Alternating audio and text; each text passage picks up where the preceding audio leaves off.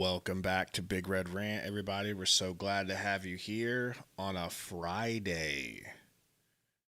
Not many Friday games, Gary. Did you ever figure out the reason for it?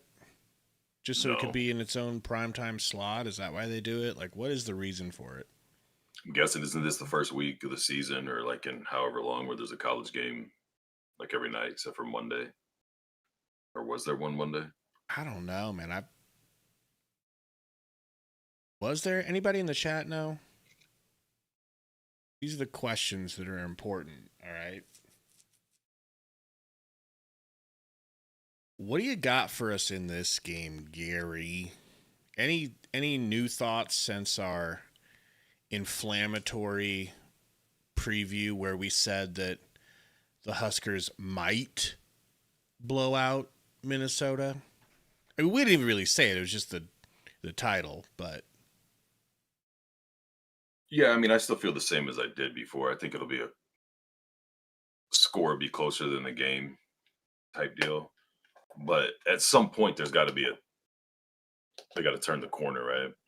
If it's going to keep progressing to where you do have multiple, at least two, if not three, score more wins against some of these teams. So it's like, I don't see why this couldn't be that type of game where they break out, but they just the last few weeks, well, really all season, all the way back to Cincinnati, even when it looks like they're clearly the better team, whether it's the three turnovers last week, just sloppy tackling, letting teams get back in, not being able to move the ball in third. The whole taking the third quarter off, that shit has to stop soon. Like you're gonna lose to teams you yeah, shouldn't lose to doing that. So I didn't even I think mean about that. But yeah, that for sure has to be fixed. But I don't know. I'm what's still going leaning towards it being a closer, low scoring game. what's going on? Sam Foreman in the house. We got Eric, son of Paul, Golf Pro Joe. What's up, Joe? What up, Joe? Living in Omaha, Dave Matney. What up?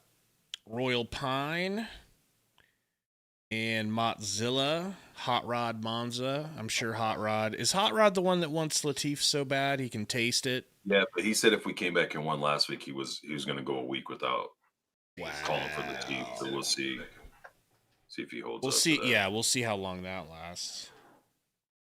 Dylan's first incompletion, or waits a little too long to complete a 5-yard pass. Please do us a favor, though, guys, if you can. If you're watching and you haven't hit the like button, hit that thing for us. Shout out anything you want to talk about. We're here to pleasure you. Pause. No pause. I meant it in a gay None. way. He meant it in the most homoerotic way possible, folks. He ain't Le- hiding it no uh, more. Lee, I believe that's Lee or Lay, says Go Big Red from It's Lee, don't Florida. overcomplicate it. Don't Well, disrespect Lee in Florida. that's true. Royal says score don't matter, just win. It doesn't. It's when you're thinking about what's the story of this game, the story is like, hey, this could be a Big Ten game where we actually win very convincingly. I don't want to say anywhere near how convincingly we did versus Houston Christian and Akron, but what Gary was basically saying in the preview, and it was very cogent for the first time in his life. Ever. He was just saying, like, if we play a complete game, don't shoot ourselves in the foot like we have been. There's the potential to make an actual statement in this game and have people look at us differently. That's all. But see, that's a lot of words to put into a preview, Gary. So I just tried to, All make a little summation into a of that. title. Mm-hmm. You need to put all that in the title or it's Yeah, unacceptable. yeah. Clickbaity. And then I got people coming at me because I'm apparently giving Minnesota bulletin board material. Like they're gonna be like, yeah. Like, did you guys hear what Raiola said? Did you hear what Matt Rule said? No. Did you hear I didn't what hear none of this? that. You hear what this under 6,000 subscriber YouTube channel called Big Wed Want? Did you hear what they put them at the top of the bulletin board? They said they might blow us out. We got some Rocket Man watching from Thailand, says GBR. Appreciate you, Rocket Man. What's up? No, it's not. It's like seriously, Joe. It's like I just can't. You know, I am that type of fan though. I don't like bulletin board material, so I get that. It's just the thought that we would be worthy of bulletin board material. That's where it loses me. Well, they would call us or tie us in or lump us in with Husker media. Yeah, which like we're at these press conferences taking Yeah. notes and asking questions. It's not like we Yeah. know people. We're just two random random internet cucks. All right, it goes no further than that. That's another reason, I guess, deep down why we don't expect anyone from another team to even know of our existence. You know, I'll bet the Husker team and staff doesn't know who we are. I promise you, Minnesota's doesn't. yeah, yeah. Now, Anywho, if Carricker was out here saying these outlandish things, there might be a little bit of weight to it. or actual media, ones that have If it was internet Sipple and platforms, Callahan, press credentials, and access to the building, and real players and men, stuff. you might call them. Real ones.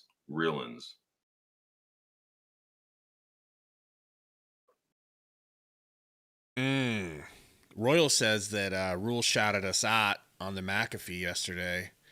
I wasn't going to bring that up, but and he quotes, "I call Gary from BRR at least 4 times a game." So that's where you've been going, and you didn't. You're so modest. You don't want to take credit. It's not about me, That's incredible.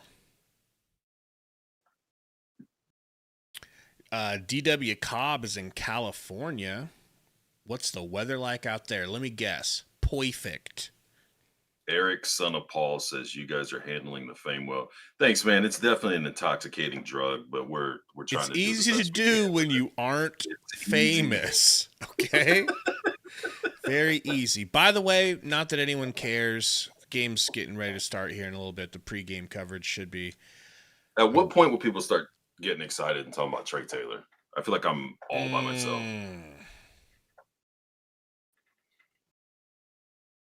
I think we're a year away from his hype really hitting the fan, Because he's 2 years out from playing, right? I think he's 27, right? 27. So, but I mean, he committed last year, and he's been doing everything he can to recruit, reaching out to players, supporting and hyping up and everything. I don't know, man.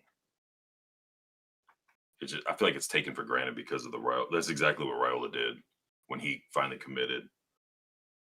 And now it's like, yeah, that's cool. Give me Latif. Yeah, I think they're so excited about Latif, they probably won't even recognize that Trey Taylor's coming in. And then you've got Dayton. What if Dayton is on the level? Does he get pushed ahead? Like, some of these guys are going to have to transfer. If any one of these guys, Raiola, Latif, Dayton, Raiola, Taylor, I mean, any of those guys, if you look at the year where we couldn't, like we went with Harburg and we couldn't really have any kind of a passing attack, any one of those dudes, people would be all gassed up and excited about. Right. Now we got all of them in the mix. Bro, how excited were we about Daniel Kalen? I still love that dude. I still feel bad he's gone. No. But didn't he go to Michigan State? Did he? I think. Is that where he ended up? See, I get confused because in the video game, I found him playing at K-State. I look at. There was a list, I think, before the season started. If not, it was right after that Cincinnati game, or somewhere around there. There was a list of like players that transferred out in the last 2 years, and how we were kind of bummed with a lot of them. But like Malachi Coleman, for example, had was projected as like a bench player. For Minnesota. It might have been after the season started because I thought I saw you had like 3 plays or maybe 3 targets. Something I can't remember, but like the list was a lot of guys not playing anymore. Whoa. Are we really wearing pink helmets, or is that just? Yeah, it's the breast cancer thing. That is so cool, bro. Doing something. That's cool. But there's not really any players that transferred out that are like you're hearing about or seeing them blow up, and it's like, God, man, if we could have kept that dude, or it sucks we let him get away. So like, I just feel like it sucks more, a name that the guy Husker said Kaylee went to Virginia. Okay, is he playing? Is he playing yet? That's what I'm getting at. Is like you don't hear much after these guys leave. Like Butler going to LSU. I mean, I think he might be one of the that's getting more snaps, playing more, stuff like that. But it's not like maybe it's because LSU's kind of somewhat underperformed this year. But I don't know, man. I just feel like that's true, Golf Pro. I'm easy to please with a quarterback. I was in love with Torres, and he's doing apparently garbage at whatever school he's at. Word, something, yeah. Whatever. Incarnate Gary is what they were trying to change their name to, but I said don't do it. Okay, I like the pink sleeves and pink headbands in the shoes, but are the helmets really pink? Because if that's the case, they should have just said everything red, go pink. That would have been crazy. No. Yeah, I think it's just the ends pink, right? Oh, okay. I told you that, though. I knew first. Yeah, you were just testing me. I was a big Joe Daly fan. Eric, son of Paul. It might not be, though. It might not be. You'll tell me, though. I'll tell you as soon as I see it. Now, this Minnesota cheerleader said she was trying to contact you, but that Minnesota cheerleader, I let her know. I said, listen, you're too young for him. You're just, you're... I appreciate you doing that. Gary doesn't want to pull a Belichick. Oh, you're way ahead of me already. Damn, this one sucks. Wow. Pull it up in an internet window, man. Yeah, the internet, dude. Wow. World, the time has come to push them.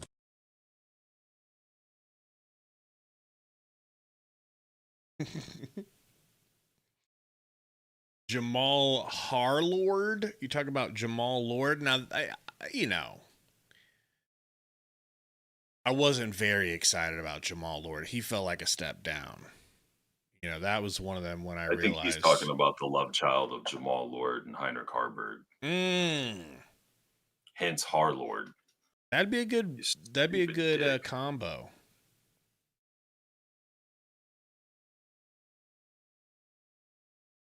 I don't know, Royal Pine. I'm sure they'll mention it during the game if it is still a thing. What thing? The rivalry, trophy thing between Minnesota and Nebraska. He was saying the battle of the chair. I think they should have a battle for Gary's Mafia chair. TBH.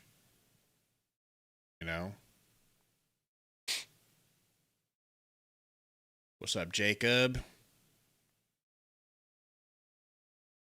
Blue, I don't know. I mean, I'm watching it through YouTube TV. He's probably watching it through regular cable? No, YouTube TV. Okay. Wow. That don't sound half bad. Broken chair, that's what it is. Patriot. When with the quickness says 34-17 Skurs. I'd love that. I would love a gap like that. All right? Usually Gary's the one that loves gap, but in this situation.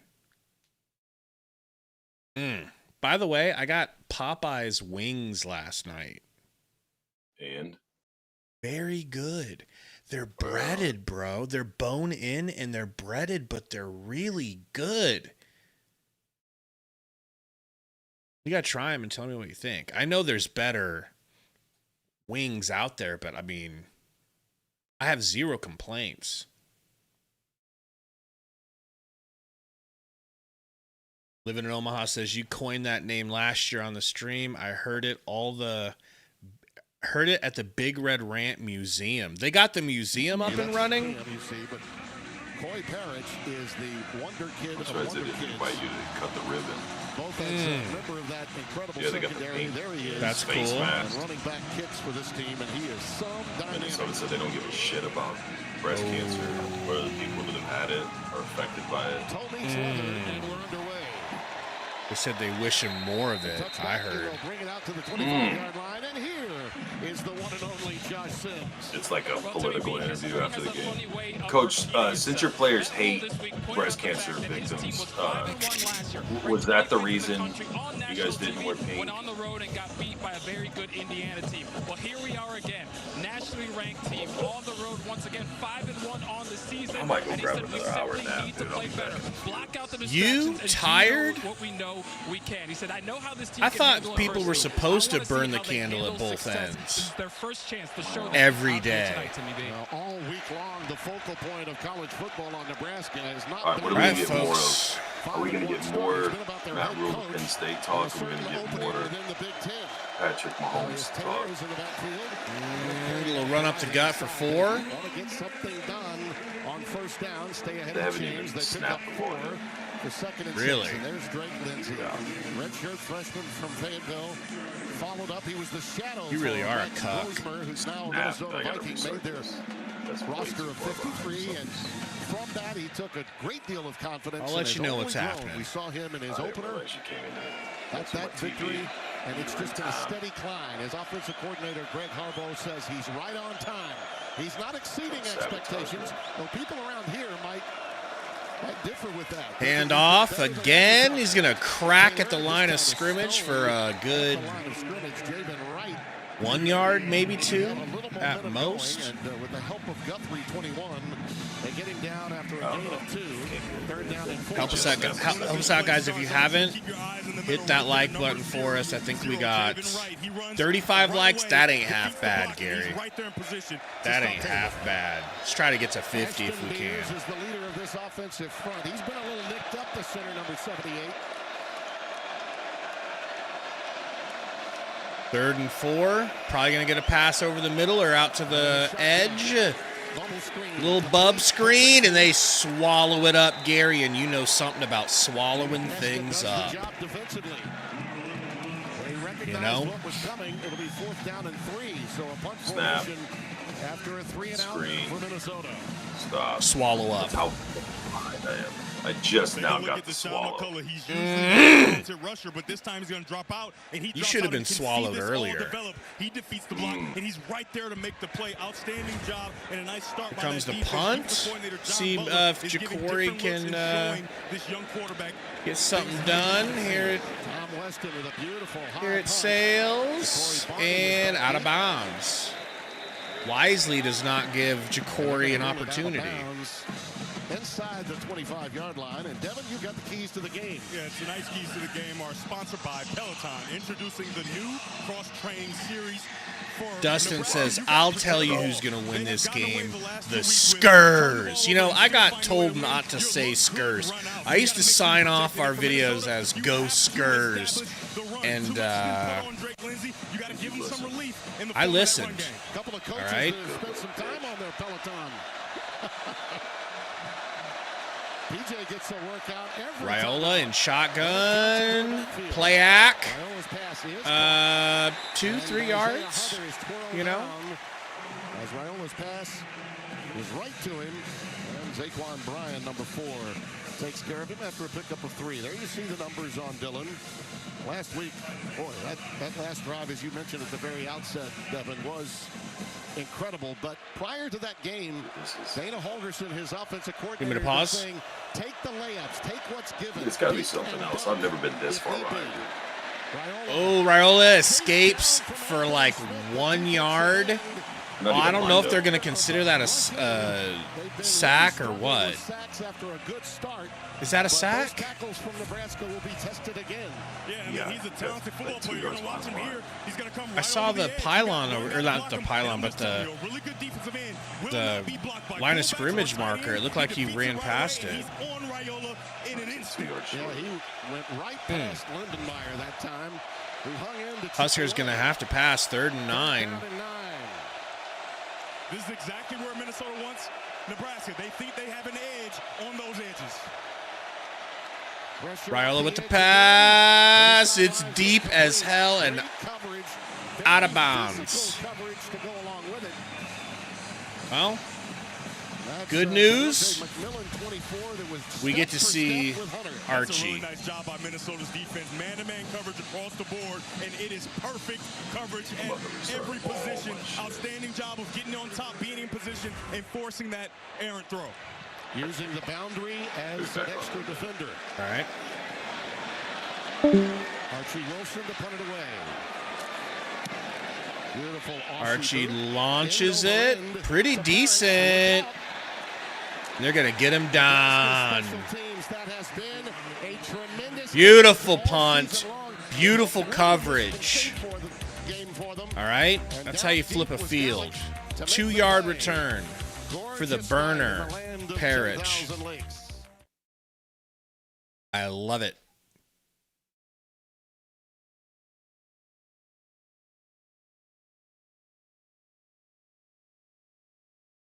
Royal says he looked fast for 1 second. Took me a while to figure out who you were talking about, but yeah.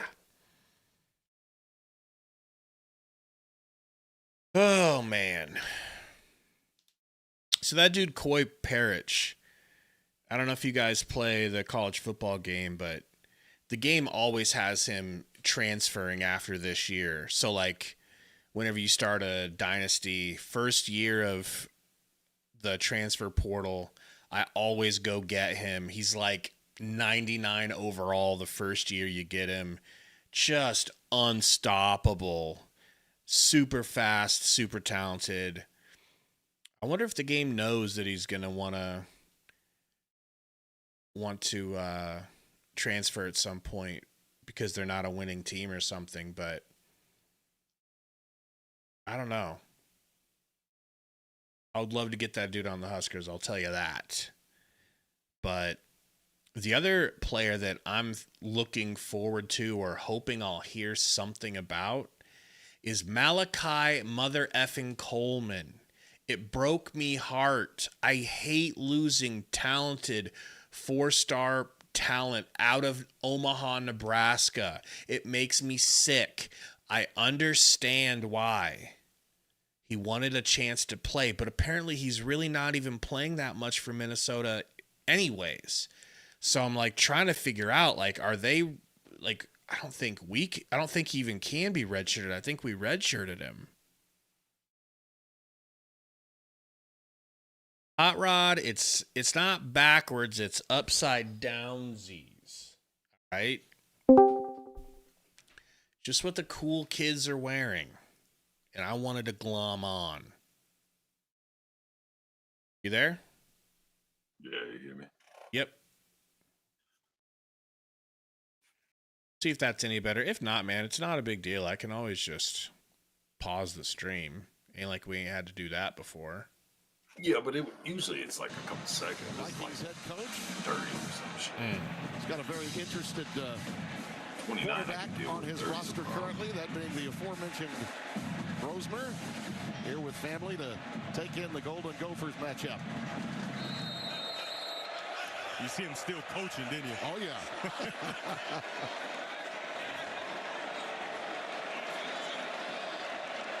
All right, they're under center. First down, second possession of the game for Minnesota. Marcus down. Hand off good for a couple yards. For about 2, and that's all. Elijah Judy, the nose tackle, number 16, senior out of Philadelphia, PA, with a tackle. Looks like McCullough's lined up in the neutral zone. Defense number 5. Offsides defense. 5-yard play for the previous 5. Way outside. It's first Yep. Yeah, you can see him right there. Wow, they saw that. Completely lined up in the neutral zone. I don't know how he did. Brian Couldn't see the Banks is ball. our referee. Scott Aronowitz. All right, I'll pause it on snap, okay? I know you Next love play McCullough. by the time Yeah, he's a really good player, especially in those long passing down. So Under if you're center Minnesota, you have again. to stay out of those long distances to get first down. Pause. Do do do do. Yeah, you're gonna have to play that song twice. Do do do do. All right, now they're lining up. Gary lives in Afghanistan. Snap. On third down. All right, play action. Bootleg action here. And great tackle, Gary. He's going to be 3 yards, maybe 2 yards. Second, shy about of the first 1.5. down. Good right with the tackle. Who calls some of the defensive signals for John Butler, the outstanding defensive coordinator with NFL pedigree. There he is. Got that Grizzly Adams look. All right, I'm gonna go grab me DoorDash. 2 coming up. You take over real quick. This is a good opportunity for some big play action here, Tim. Got one to work with, don't they, partner? Man in motion. Low snap. Get him for a loss. There we go. To the line of scrimmage, maybe a half yard or so. Judy covers him up again. Yeah, that's just a bad snap down on the left leg. You're going to see Lindsey try to get it, but it's just too low. But nice heads-up play by Darius Taylor, making sure he picks that ball up. Yeah, Ross said he has a hard time. Talking about Coleman has a hard time grasping the playbook from what he read. I heard the same thing, but I also heard that he's like route-wise not very good. Like he just, especially in high school, is so live and die off of the trying to boss people on the jump balls. 3rd and 1. Quarterback keeps on the read. Easily gets the first down. 7. 7 right up the middle. So they'll line number 1 up in the Wildcat. What's the best Runza? I don't need the Runza, bro. I just need the burgers. I feel like we had a big discussion. Gabe was up here earlier this week. They do such a nice job of just getting moving all the way to the second level, and eventually Don Millie's now. Ride or die. So they wildcatted us for a first. That's insane. That's smart. I hope they don't run more of that. Flag. Handoff. About 2-3. Man, fell forward about 5 yards. A healthy first down gain of 5. 2nd down and 5 coming up. Rex Guthrie coming up to make. Sorry, Rohan, I've got this. My hamster gets tired. So my internet starts lagging. In fact, almost all of the season. And Guthrie in that secondary. Does anyone think I need to turn Gary up or down? Or me? Probably down. You up, me down. All I'm seeing in this chat is more Gabe. We want more Gabe. 2nd and 5. Give him 5 yards on first down on a penalty. 5 yards the next set. Delay? Gun. Timeout. Timeout, Minnesota. Timeout, Minnesota. That's their first of the half. It'll be a full media timeout. All right, I'm still here, but I'm about to smash some sandwich. BJ Fleck knowing that, didn't like what he saw. Club. They said turn me up. They're trying to get this closer. In Minneapolis. That make a difference. Not really. I can crank you up, though, a little bit. We could always just have the chat beat your ass if you can't get it figured out. Is that better? Up or down for Gary? Is that more gooder?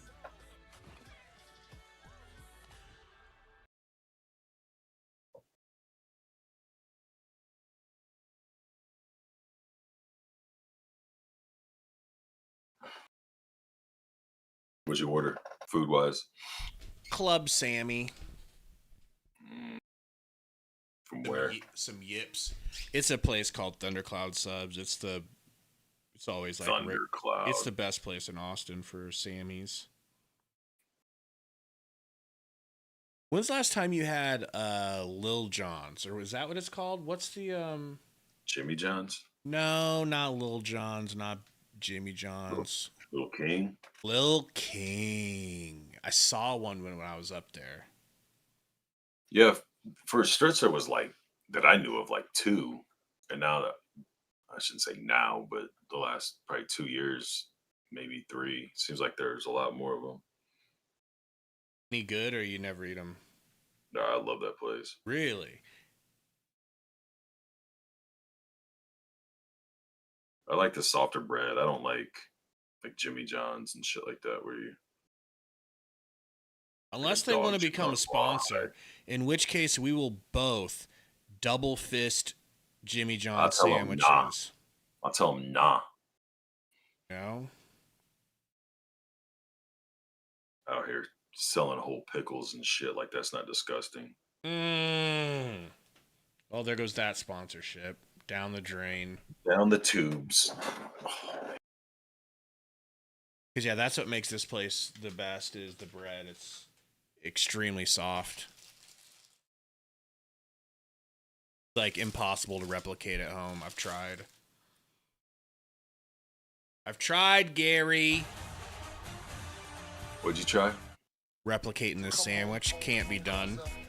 Nah, not by a little bitch like you. Exactly.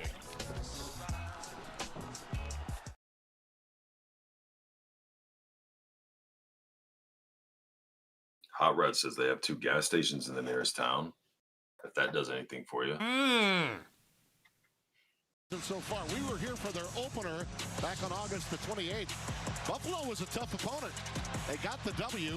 You see their overall record. They've been tough at home. And then Drake Lindsay, 9 touchdowns, only 3 picks. You see the sacks, but they haven't had any in the last 2 games. I'm just glad you're not tired. Tonight.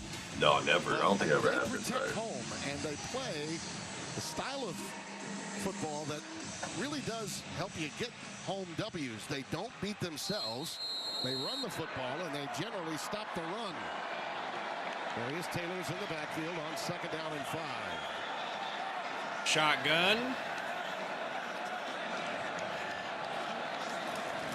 Run. Somebody ran. There we go. Looking to bounce Good out. D. Beautiful. Much room at all. That Nebraska front gets some help from Watson Trent. Marquess, number 33, Good the senior out of Pittsburgh, D. making the tackle. Yes, both Marquess, Trent, and Deshaun Singleton get down in there and make the play. And when you hear Deshaun Singleton making plays at the line of scrimmage, you have to know that he's a safety, right? So if he's making plays down tight and into the line of scrimmage, I think the helmets look dope, man. That's cool. You would. A young Louisianian from Sports. Match your underwears. Wow.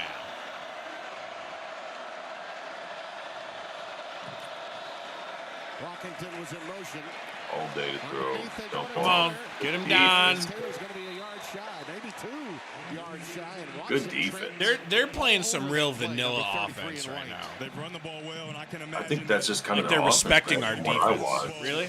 Yeah, but they want to run outside, like specifically outside zone a lot, and throw the kind of intermediates, and then try to A little field position. get a guy running the seam once in a while. But Get it out of there. That tells me the respect they don't do to a some lot of extent that PJ has. flashy Nebraska type offensively. pre-snap Of course, stuff. you don't Or want to like, lose this game before you even get started, Yeah, right? yeah. Butt the ball away and allow your defense to try to stand tall again. from what I've seen, I didn't watch Make the Raiola take his more team no-name games they played. on a long haul. Don't give up half the field. Weston to boot it away. Barney standing at his 6-yard line. Another end-over-ender off the Wow. side of the foot. Lands just at the 15-yard line and goes out of bounds. They weren't gonna let him. I'd be surprised if they give him much Defenses to work rule with on the the day here return. at the outset. 37-yard boot. Big Red in their own. I'm ready for Emmett Johnson to go to work. Yeah, he didn't get a carry that first drive, did he? I don't think so. Anybody in the chat know? I don't think so. Turn it down just a little bit. Or deal with the consequences. Yeah, tell her you might get a little domestic. They get a little, just a little.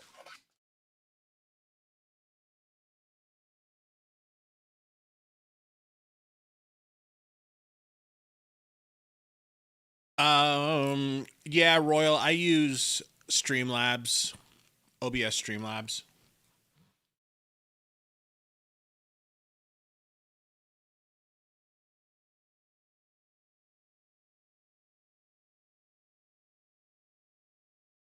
Yeah, Ross had 3 straight passes. That's what I thought. That one that Isaiah went for nothing, and then that 2-yard sack. I mean, obviously they had to throw on 3rd down. Chris Snyder said we're ahead of him. I don't know, man. I didn't think anybody could be behind me if they tried.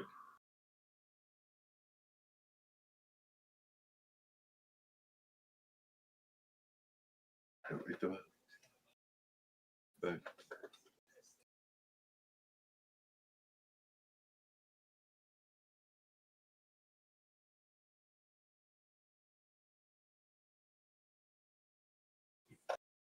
Somebody said earlier when I first brought the chat up, I think it was Joe. It's like with somebody, I'm pretty sure it was him, but they said with all the rule, the Penn State talk, blah, blah, what about the coordinators? Do you think, I feel pretty confident that Holgerson's not going anywhere. He seemed like he doesn't, like Chip Kelly almost. That's like what I think. He's very happy to be a coordinator. An actual play caller instead of all the other stuff that goes with head coaching. But I wouldn't be surprised if Butler goes as soon as he gets an opportunity. Just based on his, like obviously being a Bills fan, that whole situation where he basically resigned because Bobby Babbitt got the defensive coordinator spot and he didn't want to be a position coach anymore. Which was why we did the one about why would he take a position coaching spot a level lower, drop down to college, do the same thing. Yeah. Basically resign from the NFL for without knowing he was going to have a real possibility of moving up to being a coordinator. Just makes me think he's obviously looking to keep climbing the rungs, and if something opens, I would think he would even take like a small college head coaching job if he came up. How long do you think we are away from that offer coming? I mean, potentially this offseason. There's so many coaching moves every year now that it's like, well, when's the last time we went from one season to the next with the same head coach and coordinators? Yeah, my well-rested analyst is on top of special teams. I mean, technically from Rule's first year, we started off with that same Satterfield and White into the next season, but it was only a few weeks since Satterfield was replaced. And again, yards on the for a yard. Grudgingly from both teams. Pick up of a couple for the young man from Minneapolis. That Dana Holgerson calls his. I know we went 3 straight passes last drive, but I would have loved to see play action there. I feel like everybody and their mom right here. They're going to have to find a different way because he is defeating blocks left and right. Maybe you get 2 guys on him, but he's disruptive to start this game. 2nd down and 8.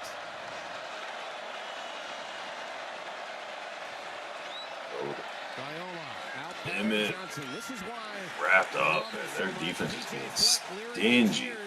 Leading those cheers as Darius Green comes up to make the stop on Johnson. He's so gotta figure something out. As a receiver. Well, you're going to have to start winning one-on-ones. Like that run when Emmett cut back, there's one guy in the middle there. Perfect find. They had man-to-man on the outside, or, one guy coming out to, if he can make him miss. He's got a lot of room to work with. Did great things at West Virginia.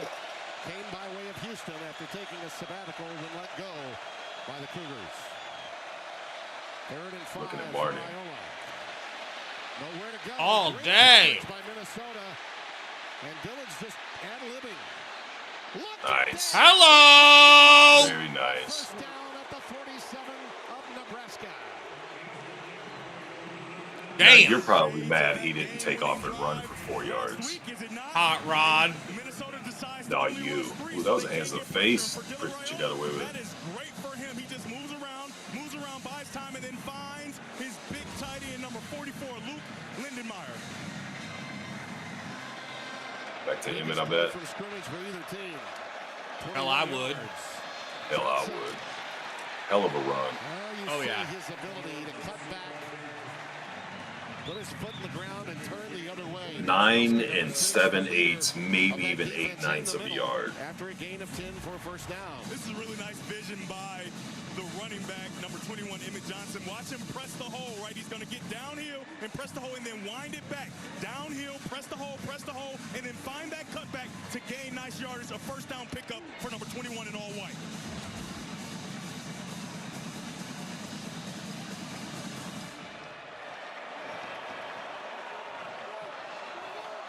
Right back to the run. Back up. I think we're offside, dude. Lined up on. I'll take it. I'd just keep doing this. When the game ended on the road last week, Just keep leaning knowing off. full well the demons of the all-white uniform. Since 2002, Nebraska has only worn all whites 10 times. They're 3-7 in those games. The last time out, 56-7, they lost to Indiana. They're going to keep their defense when they've got a guy responsible for taking down either the receiver or the ball carrier. Just keep wearing on them. We're ready to go. Get our second consecutive road win. It's been a minute for them in these uniforms. And yeah, they are wearing the pink sneakers to pay respects. Back coverage and run under it. Come on, man. Johnson, not much this time. Devin Williams in there to make the stop. That play's got to go for it. Man. You see him run the safeties out right before the snap of the safety. Yeah. Seeking road wins in consecutive weeks for the first time since 2006. That's going all the way back to Bo Pelini days. Tim, that's got to be a typo, right? No. My We goodness, go. that is quite a long time. In 2006, I was a freshman in high Third school. and 5. Pelini had just taken the job. See what these linebackers do. Rail might want to look at trying to run quicker than usual. Nope, get rid of it. That's a flag for sure, yeah. Probably uncatchable, but he had it tied up or grabbed him the whole way. The outstanding nickelback might be their best defensive player with the penalty here. Yeah, he's really talented. Pass interference. Defense number 14. 15-yard penalty from the previous spot. Automatic. First down. Now, Tim, I think the officials just set the tone for how this game is going to be played because What that was is it? hand fighting from both guys, in my opinion. Right, so apparently they're not going to let them play. So both teams, you have to know that, and as long as you call it even, there has to be no problem with it. Ball is set all the way down now to the 24-yard line. I'm almost done, Royal Defensive Pine. back watching that, First you have to say, and 10. I'm not allowed to be as handsy as I might have been in previous games.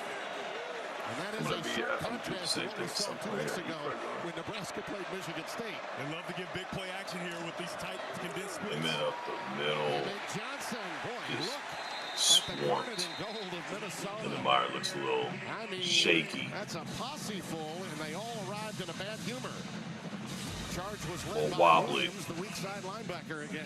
Yeah, you can see those safeties again getting down inside the box, and the linebacker, Devin Williams, making sure he pushes it out. And then you got a defensive back number 4, Zaquan Bryant, to come finish it. Back-to-back plays. They brought the linebackers up the middle. Second down and 10. See a First old deep Hoggerson offensively for either get a team. quick pass behind it, perhaps. Won't bring it that time. Raiola. He's got time, and then he does that shit. Oh! Talk You about gotta be handling. kidding me. It was a dangerous one to Hunter. Mahomes! Mahomes! God. Raiola got away with that one. Was he down? We've got Is he down? tackle Elijah Pritchett. This is Timeout for injured defensive player. I think that's a legal pass. This is such And an injured offensive That's player. ballsy, dude. athletic play. In the Crazy. Patrick Mahomes comparisons, they're going to go again right now because that is incredible to be falling down, have the wherewithal to put that hand down, keep Insane. your body off the ground, and have the strength That's one of the to get reasons I like ball that, dude, to man. Like, I understand open everybody's wide frustration, receiver. especially last game with the Incredible play by interception and Raiola. whatnot. So we've got Elijah Pritchett Elite. down for Nebraska. That's But you don't get, Brian, who made the like, hit. the touchdown play at the end or the the throw receiver, to Hunter. Harburg or And Lindenmeyer. he Like, immediately went down hard. he's not going to So be we'll scared check and on their conservative. health He's just when not we his come style.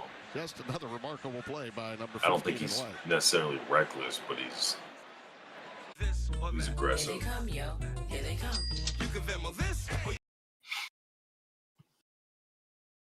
You would have went down like a good little bitch and taken your sack, wouldn't you? I would have done the same thing he did, except it would have been about 50 yards the back corner of the end zone. Oh, shit. on a dime. And I'd use my left hand.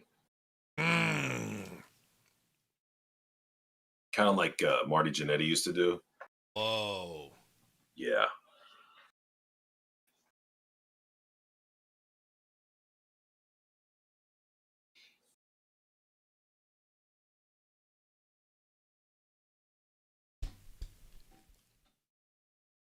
I was killing this sandwich a lot faster 5 minutes ago. I'm starting to slow down. Hitting the wall. Mm-hmm. But I'm grateful.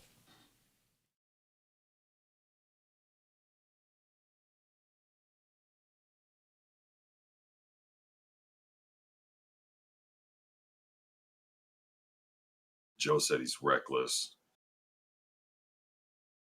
So did Chris. So did I can never say that name. Adham. And one. It's not and one. It is. Stupid dick. He told and us. One.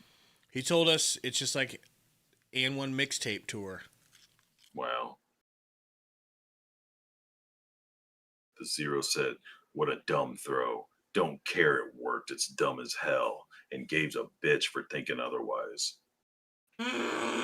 End quote. Everybody says it's reckless. Label me a fan of reckless then.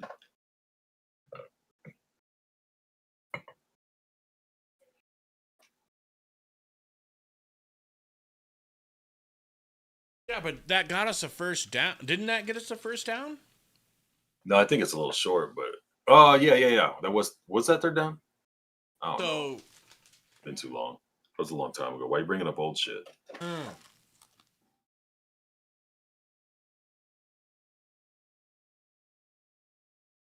World Pine said 3rd and 1. Hot Rod said no. That's what I thought, Hot Rod. I thought it was just short of the first down, but oh, it says 1st and 10. He came off the field under most of his own power, as did Elijah Pritchett, the tackle for Nebraska. They have now called this a first down after a first down timeout. Right, you can clearly see there he's. But you don't have it completely. Like, watch the ball move. Right away, but I think he's back behind the line when he this is going to secures go on it. a highlight reel for a long time, and Dylan Raio's You going don't to be able have to it show his secured kids. Hey, right remember away. that one time? That's why you ain't no ref. Right above the ground, and then I threw it for a first down gain. And you never will be. And I got to tell you, I think Brian I'm felt nothing. like at first That's why I'll he never went be to part make of the tackle, media. he was You're gonna go less for a than pick. nothing. He was about a step behind. A dangerous, Nothing to be an upgrade. remarkable play on the part of Dylan Raiola. At the 14, 1st and 10. First down 10 from the 14. Emmett. Cracked. Hard one in the gut for Foe. Johnson running right into Williams. I thought he was up to something the first couple steps. During the course of this game tonight. Pick up a 4, 2nd down at 6. The line to make will be the 4-yard line. Nebraska with an opportunity for a first down without benefit of the touchdown. Couple of wides, extra tight end in, fade pattern. Wow. Incomplete. Pretty deep. Everybody will like that throw, though, because it was safe. No way that was going to be picked off because it was out of bounds. So that's a great play. Because you have man-to-man a lot of games doing stuff like that. And Dane Key is a guy who they believe has gotten his legs back. They think he lost them. They ran him a little bit too much in camp, and they think he's got his legs back. Just an outside throw by Raiola there. 47% conversion rate on 3rd down for Nebraska. It's We an know. excellent number by anyone's standards. 3rd and 6 here. Number 2, Ja'Cory Barney Jr. is a guy they love to get to. Come on, boys. Oh, no. Oh, no. That was a helmet tackle. He's a load in there. 6'6", 320. This is a really nice job by Minnesota. They are all over this. They have a lot of man across the board with some zone principles. As you can see, it's man-to-man, but some zone, and there's nowhere to go with the football for Dylan Raiola, and time runs out. Good job of him protecting the football, not making a bad play worse, and preserving at least 3 points. Kick is good. 33 yards. Yeah, because we're a half hour behind in the game. So ESPN's had it up. Time to time is maybe he holds on to the ball too long. That's just another outstanding coverage play on the part of Minnesota. There was literally nowhere to go. And a lot of heat. Pretty good drive. I'll take it. See, Gary, I don't mind things going slow. I don't either. No? I figured it would. If they're going to keep being as vanilla as they have been on offense, I think we'll crack them a couple of times and hopefully put it out of reach for them. But they don't stop, man. They are not scared to play from behind. So I don't feel like a 14-point lead is safe against them at all. Well, if they're going to play 2.5 or 3 quarters, then no lead's going to be safe. But I don't think either team's worried if they're down 3 or 10 or whatever.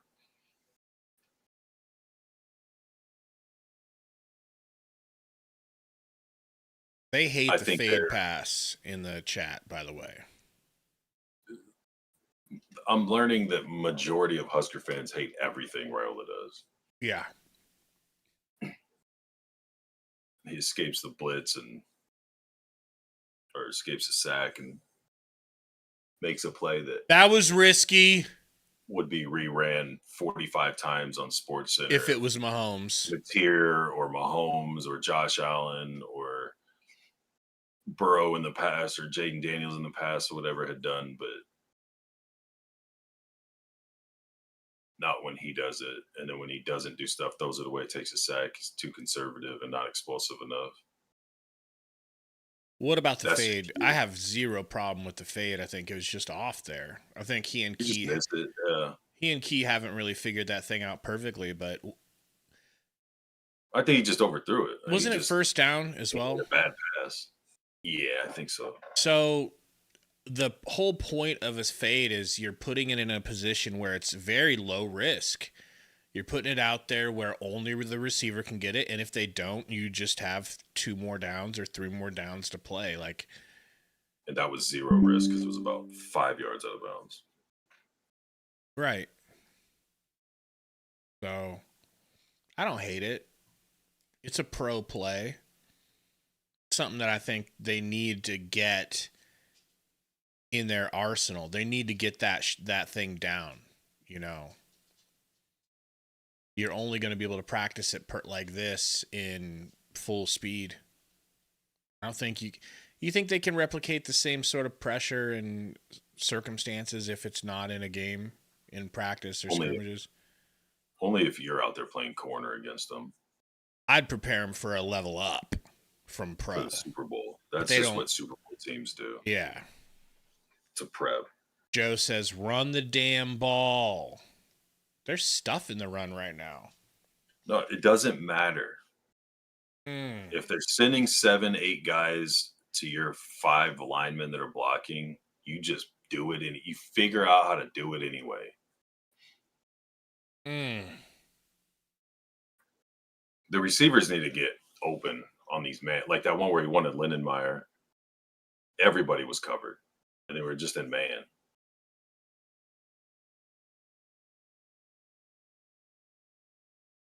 They kind of handed off Hunter in the back of the end zone to the safety, but everybody had a guy locked up on him. Sponsored by Wayfair. Every style, every home. And those home start beating those. Receivers start beating the man-to-man skills. You'll get safety help. Then you'll be able to run the ball a lot more. Generally, you win when you. I think safety's down and shoot the linebackers in the gaps. You're going to have to beat them. This is the opening play of the second quarter.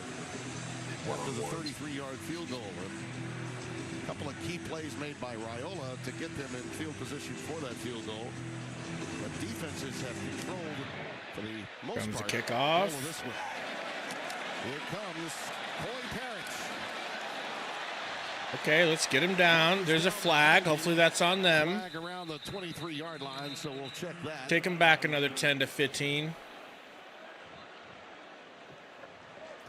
There's Brian Banks, our white hat, for tonight's game.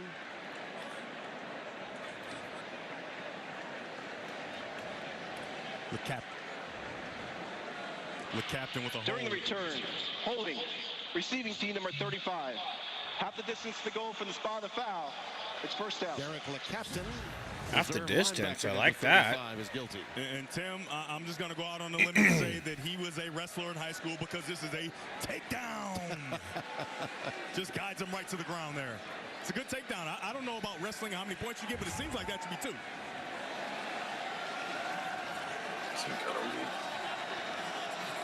Well, that backs Minnesota up to the 10-yard line. Tough field position. First and against 10. this Nebraska defense, the way they've Under been center. Play action. Steps up into the pocket. playing. Beautifully done. Uh-oh.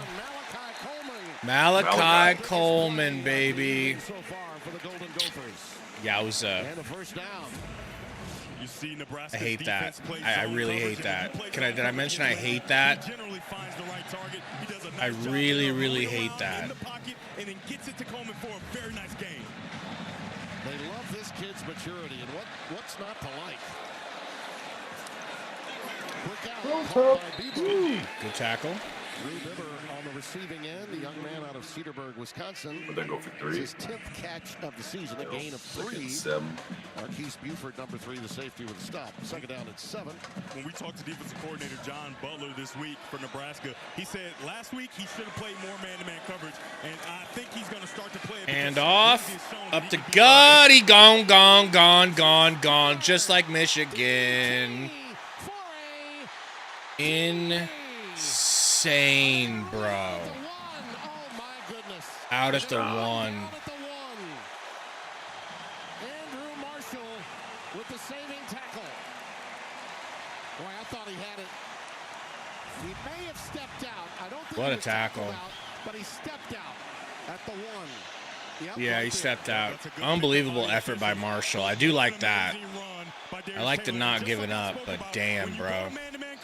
Once you get to that first level, it's only one guy.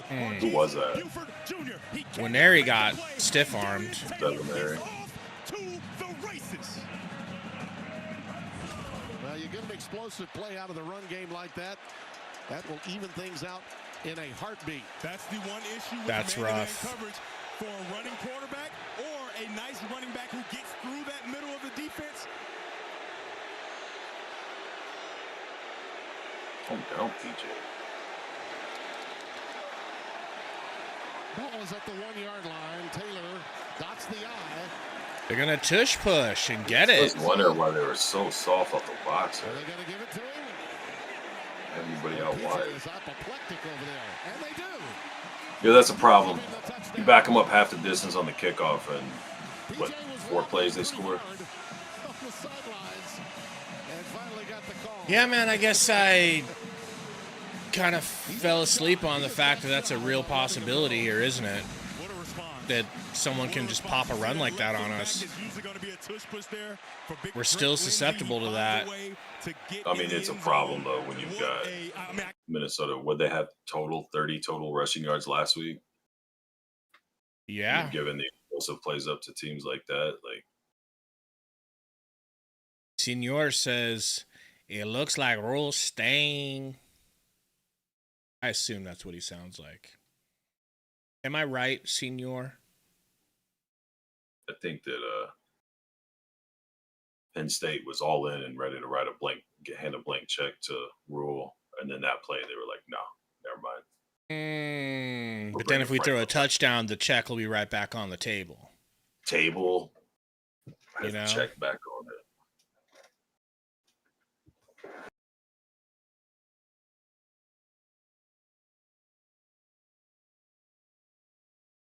KC Husker says all whites and at 5 wins, of course.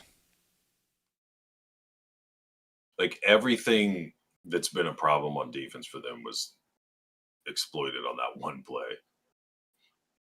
Missed tackle going through the gap, bad angles in the back, in horrible pursuit. Where the last guy barely gets him the last second. Obviously, it didn't matter.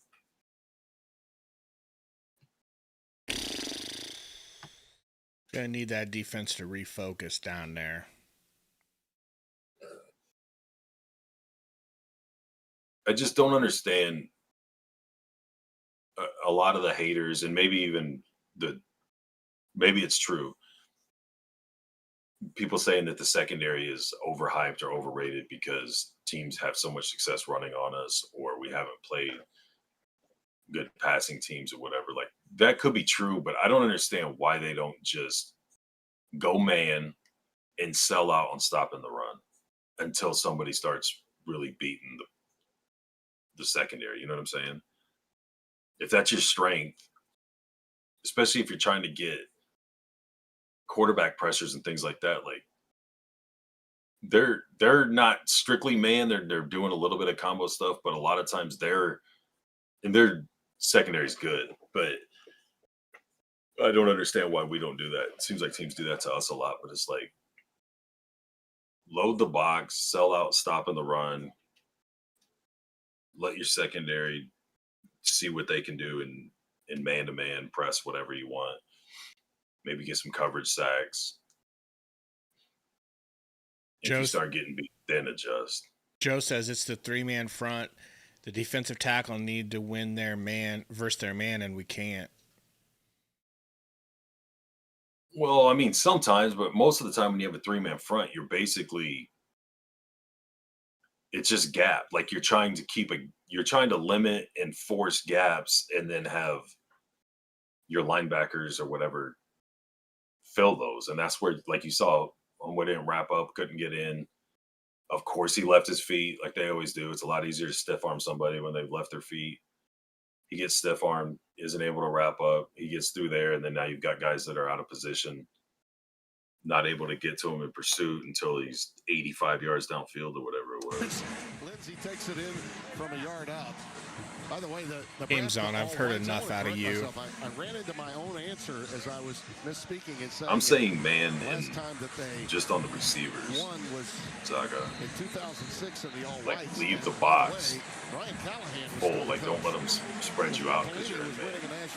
Getting spread out, it's tight. Spread out's tight. Wide gaps are tight. There's a kick. No return. Tim, when the defense is playing man-to-man coverage, you wonder, why is he so wide open? Well, it's because you got winter blocks. You got 1, 2, a 3, and then you just got to cut off that linebacker, and after that, it's up to Buford. He's the only guy that can stop this play. He cannot do it, and it allows for Taylor to get down the field for close to a touchdown. When you have winter blocks set up, it's perfectly. This is exactly. Hot Rod says, from what BRR says, we are elite. First down 10 now. We are? Yep. Respond. Trailing for the first time in this game. According to what we say. Isaiah Mosey up gut. head to the 30-yard line on first down. They say, hey, this guy isn't from Minnesota. Will you let him run? Second down and 5.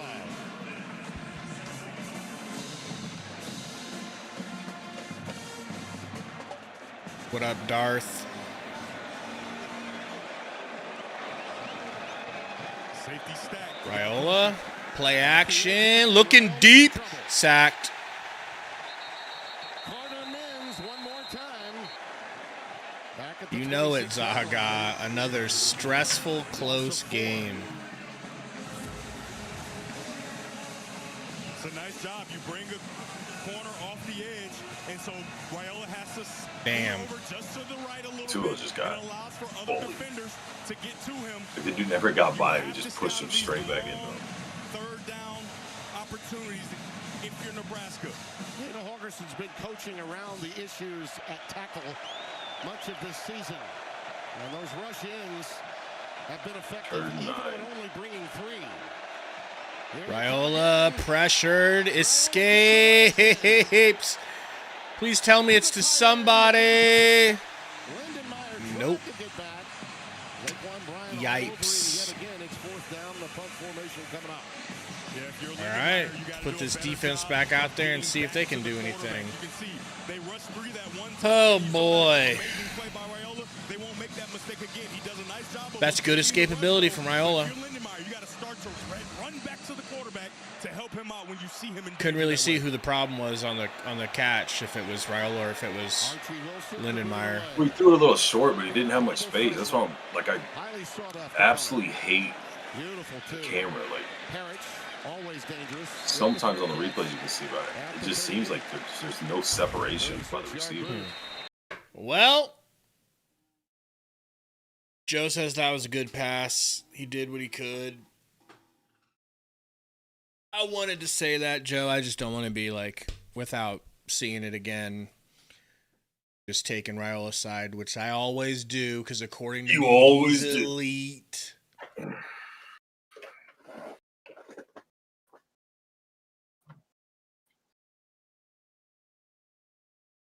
It's not Latif time, Brian.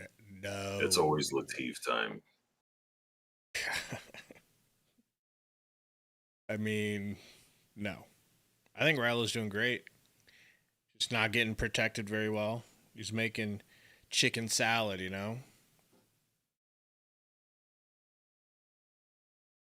157 watching, though. Thank you guys for coming and hanging out. Got a stressful game on the way here. Hit the like button for us, please, if you have not.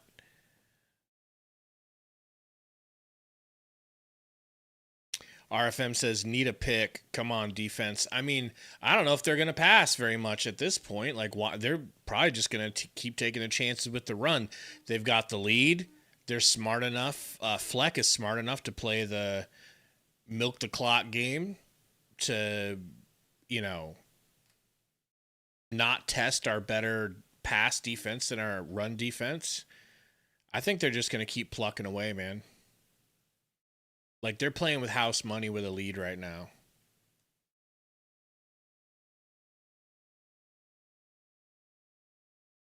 If we force them to pass, it'll be because it's third down. Or do you think I'm wrong here? You think they're going to air it out? I don't know about airing it out, but I'd really be cautious of the play action. What's up, Cornborn Mike? That's a good point. They had success with the play action last series.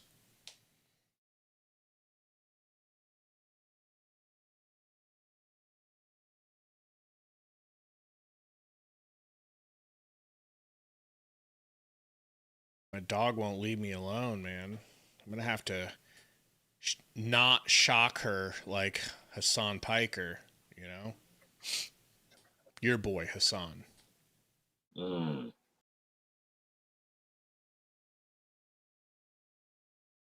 Adam, where you living, says, I woke up at 4 a.m. my time to watch this shit. Sometimes you start slow, all right? I just feel like this is a slow start for the boys. Minnesota leads the all-time series 37-25-2. And has won 5 in a row, as we mentioned a moment ago. Yeah, Tim, people probably at home saying, well, did Tim call that game? And no, they're wrong. No. That will make you like 20-something. No, but you were there, right? Well, Chris Shanklin and Bill Fleming didn't even call the game. You're like 12 years old? You'd have to go back to Jay Stern broadcasting. Even in the 1920s, you're killing me here. You're killing me. Well, you know who's killing? Minnesota's offense on first down. Yes. First down productivity, 4 or 5. They're getting 4 yards. Hand off. Quite often. Couple yards and stuffed. Oh!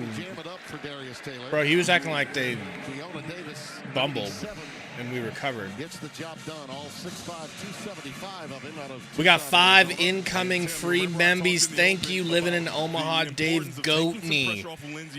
We got Anthony, Kimbrough, Jeffers Morning, hanging with Erica and Raph, Maureen, Ponderosa, and Brian Varney.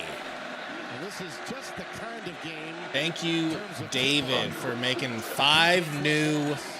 Oh, they run right away from the edge. Oh, that's a tackle. 5 new hog legs. Welcome to the hog leg family. And how about the hustle, right? We talk so much about him as a rusher in the pass game, but take a look at his hustle in the run game. He comes from the backside. As McCauley popped him, bro. Poor Marshall. Incredible pursuit by number 15 in that all-white uniform.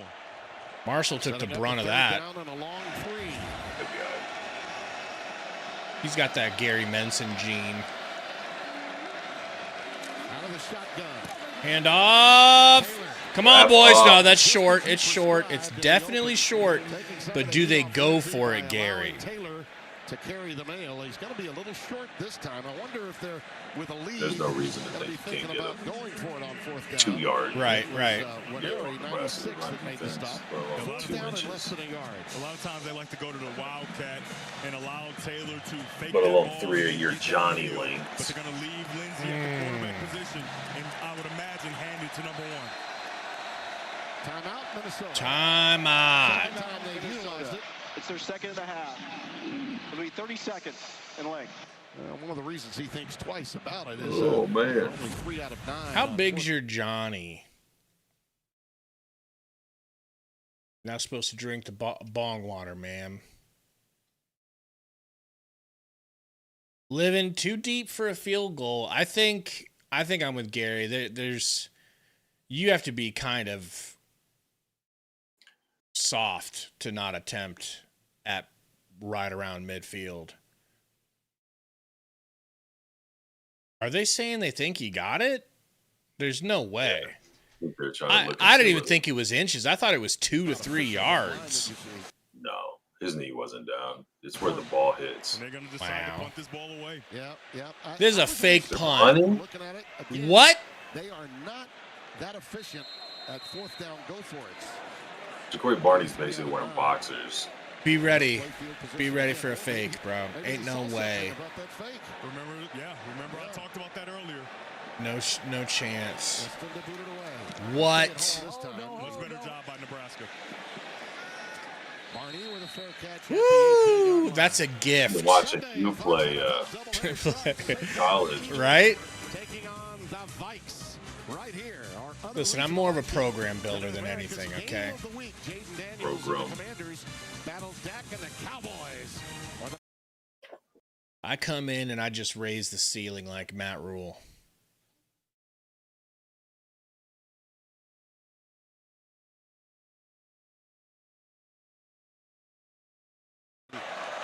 Oh, this is quick. So he's definitely coaching him. Hand off for Emmett. It's a good 3 yards.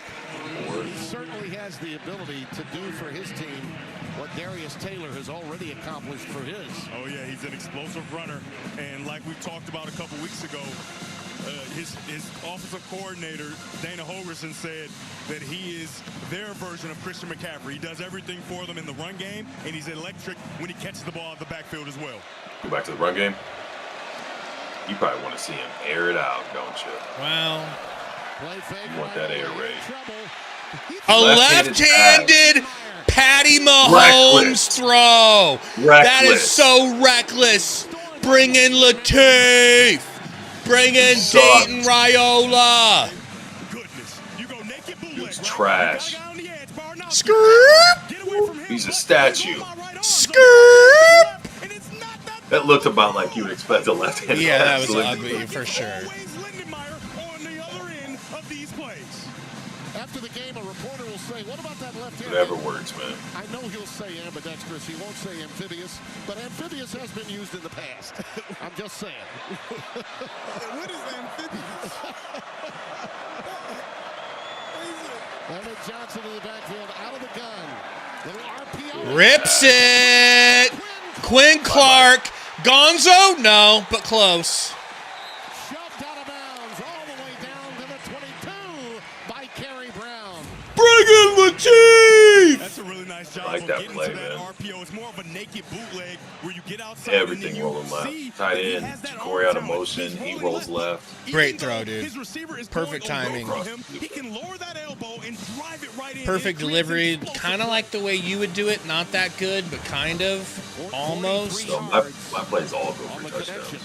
That's true. Sitting there looking at Minnesota like, what the heck? You got a left-handed throw. You got an underhand throw for a friend. What is this guy doing? What are you tired for? You didn't look like you were jogging. First down 10, ball at the 22. You look like he was mall walking after you caught that pass. Hand off. Come on, Emmett. There you What go. a juke stick. Grab his What a leg. juke stick. That's how I would juke Stunt. your bitch ass in any sport. Every sport, especially like This guy's pickleball. special, Tim. He's special. He's Juke special. the shit out of you. You get the football, and you have the option of go right, you go left. You go here, stick that. Like, I'm sorry, but that's professional level jukes. Left foot in the ground as you're falling down. Left foot again. It is. Unbelievable. He wasn't doing that last year. And that's why Dana Hall You were, but they kept you on the practice squad because you're old. They said they didn't want to develop you. Yeah. And that's exactly what he looked like. Absolutely. They did give him the first down at the Barney in motion again. And they'll stuff him that time. Defensive play here by Maverick Baranowski. We had a nice visit with him. Oh, yeah. Yesterday. He loves his defensive coordinator, the very youthful Danny Collins. And you know what else he loves? He loves putting his face on running backs. Watch him fill the hole. He said no more of the dancing, Johnson. Watch him fill the hole, he says. He doesn't have to call him Johnson, but you can't call him Dancing Johnson. Fill the hole. Second and 11 tight. after the loss of one. A pensive Matt Rule looks on. Raiola stepping up under pressure and slong. Woo! That's 3 times he's been involved in tackles for losses or What you think about that, Gary? He is so pumped. Oh, no. Out of Harris, North Dakota. Tim, if you're a rusher, you can't rush past the depth of the quarterback, right? So watch here. He's going to rush to the quarterback, and then he's going to come flat. As soon as he sees it, he comes flat, and he's right there to stop Raiola. Tua's having a tough time out there, man. Really is. 4 sacks already for Minnesota. Really is. 6 yards. Third down and 17. Jeez. Play action, short little tunnel screen. Mills, no good. Immediately. Flag. Cortez Mills stopped by McMillan 24, and we've got a flag down. You're going to have 57. Elijah Pritchett on a hold. Maybe a pick or an offense pass interference. They're saying hold on Pritchett, probably. Themselves in difficult field goal range if they get 15 here. If that is indeed the be call. honest, pick or a hold on us Might for be the a hold or an extracurricular activity, but it's on screen. Pritchett for sure. Looked like it came in towards the bottom in the backfield. Pritchett's the young man that transferred in from Bama out of Columbus, Georgia. Highly thought of.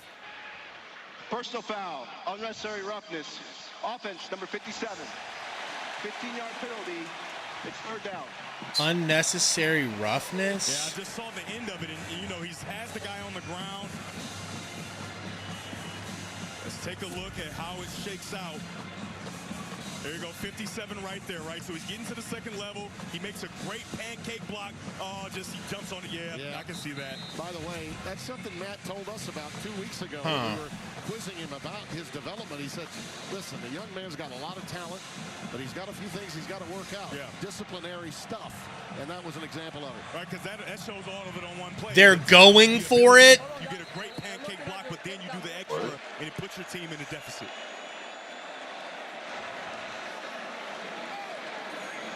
Well, looks like they may review it here. What you said? What are they reviewing? They want to review for targeting? Once he's on the ground, he is a defensive player. Yeah, look at him shaking his head. And I don't think they're going to get him.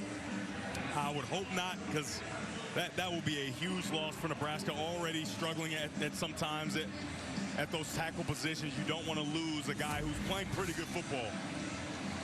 All right, so he's a defenseless player, so it has to be forcible contact to the head or neck area. It doesn't have to be the crown, right? He's defenseless there. That's forcible contact to the head or neck area. I would hate to see it, but I would have to believe that they are going to go with targeting here. I would agree. And by the way, Uh, Raiola wants to be protected, but so too does his uncle, the O-line coach, This is wild. Donovan Raiola. He's one of the more physical guys they've got up there, and they've been a little. oh, man. I mean, he jumps on top of him. You called the flag. What are we doing? Well, now they think they're going to add on an extra 15. No, they're not going to add on 15. They're going to eject him or not. Oh, is that what it is? Yeah, but he doesn't like spear him with the top of his helmet. Like, yeah, he goes with like face first down, but he's got his hands up, like jumping on top of him. He must be finding out now he's getting ejected. Which might be true. Now we're really in trouble because then they just put Knack in for Gatua. Defensive player number 9. So now we're gonna have to run with Gatua getting eaten alive. It's third down, Nebraska at the 29-yard line. Unreal, bro. Talk about a double whammy. Just got Pritchett out of the game. All right, so Mike talked about a initial hit. So put your eyes on 57. That's an initial hit, and he's not defenseless, and it has to be clearly the crown of his helmet. So I don't think they got him with that one. But the next one, for sure, defenseless player, forcible contact. His back is turned, face down on the ground. I think they got it right. I understand the need for Matt to get the explanation, and he's getting it. But the reality is, I'm gonna cry right here. I mean, the right call to make. As much as everybody, it seems like everybody doesn't know what target it is, but third and 28. Just dial up your best third and 28 plays. All you got to do here. With officiating, and to some extent, targeting's part of it, but not there. That was obvious. The previous play ended on the right hash. The penalties have been forced from the right hash. It's third down.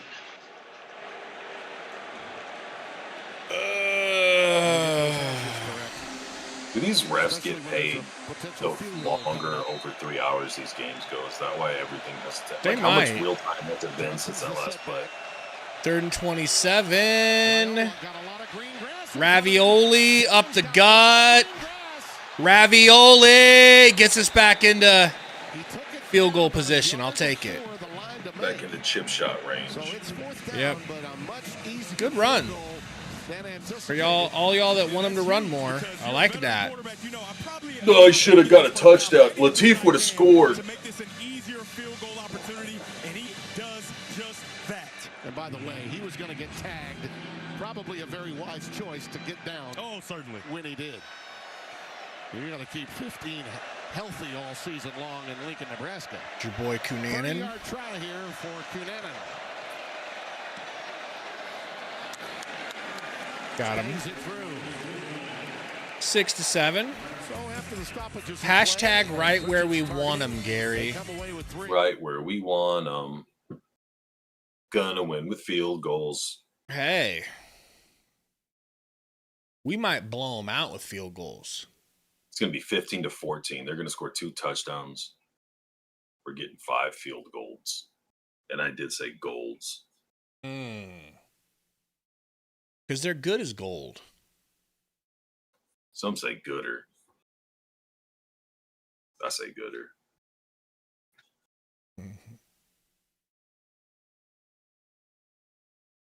Gary says, I bet the overs. I need touchdowns. I did not take I meant the overs. Joe. Sorry, Joe. Oh.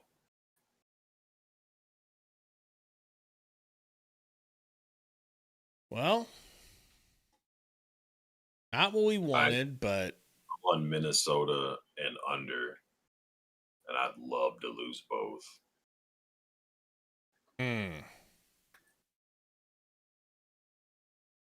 You know what? What happened is I shouldn't have given Minnesota bulletin board material. I was gonna ask you at halftime how much responsibility you're willing to accept for this. Well, wouldn't it be something if somebody said something in the post-game show, PJ Flex like, yeah, I couldn't get guys to focus. They wouldn't these focus, two really. jackasses on the YouTube, and he says the YouTube. Yeah. We're spouting off about how their quarterback's elite and they're gonna beat the brakes off of us. And that didn't sit right with us. Cornborn Mike says Pritchett's been a liability all season, frankly. Two things can be true at once. He's been a liability all season. He has issues. He's immature, not mentally finished as a product yet. And he's the best lineman you have. That's a stark reality. I'm saying he's the best on the O-line. Oh, I'm saying tackle. I don't think he's better. You don't think he's the best on the line? No, the center is. That's probably true. Best tackle, at least. Close. Best option you have at tackle. That just goes to show how bad the other tackles are. Really, truly. Hate to say it. Never been impressed with these tackles. Okay, I don't care if Prohaska grows to 7'3". He's not good. All 6'10" of him. Allegedly. Gary, react to me. Watch him come in and do work. I'd love And that. then at the end of the game, he'll say, Gabe I gave was me, gonna get words, but Big Gabe Red gave me bulletin board ran. material. Oh, shit. I just hit live accidentally. I'm going to have to pause it again. His team. Fuck. Instead of live course, on making what? its The move. game? Yeah, here's the kickoff. I sped it up. Out. See if you can speed yours up again. 15 days. Just 15 days. Ooh, good tackle there. Gets it out to 18. And it's a story that resonates throughout all of college football, but particularly for Nebraska. To me, the interesting I feel like thing it's is that slowing. It's backing me up more. Just pausing it. It's not has jumping gotten more ahead. publicity over a job opening elsewhere than it has for its start at 5-1, and a chance when He's you look at the 42. schedule. He got up realistically, rather gingerly. should they win tonight, I say gingerly. they're not going to be. Joe says, come on, Gary, get off of that dial up. They're not. He's doing it. The man That's loves what his they dial want you to up. do. That's what the government wants you to do. Snap. We're not even lined up over here. Now they're lined up.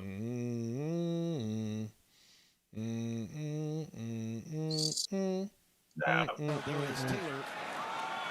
Hand off, up the gut. Who was that? Is that Davis? Maybe the 21, Keona Davis, 97. Keona Davis. Keona Davis. With the tackle.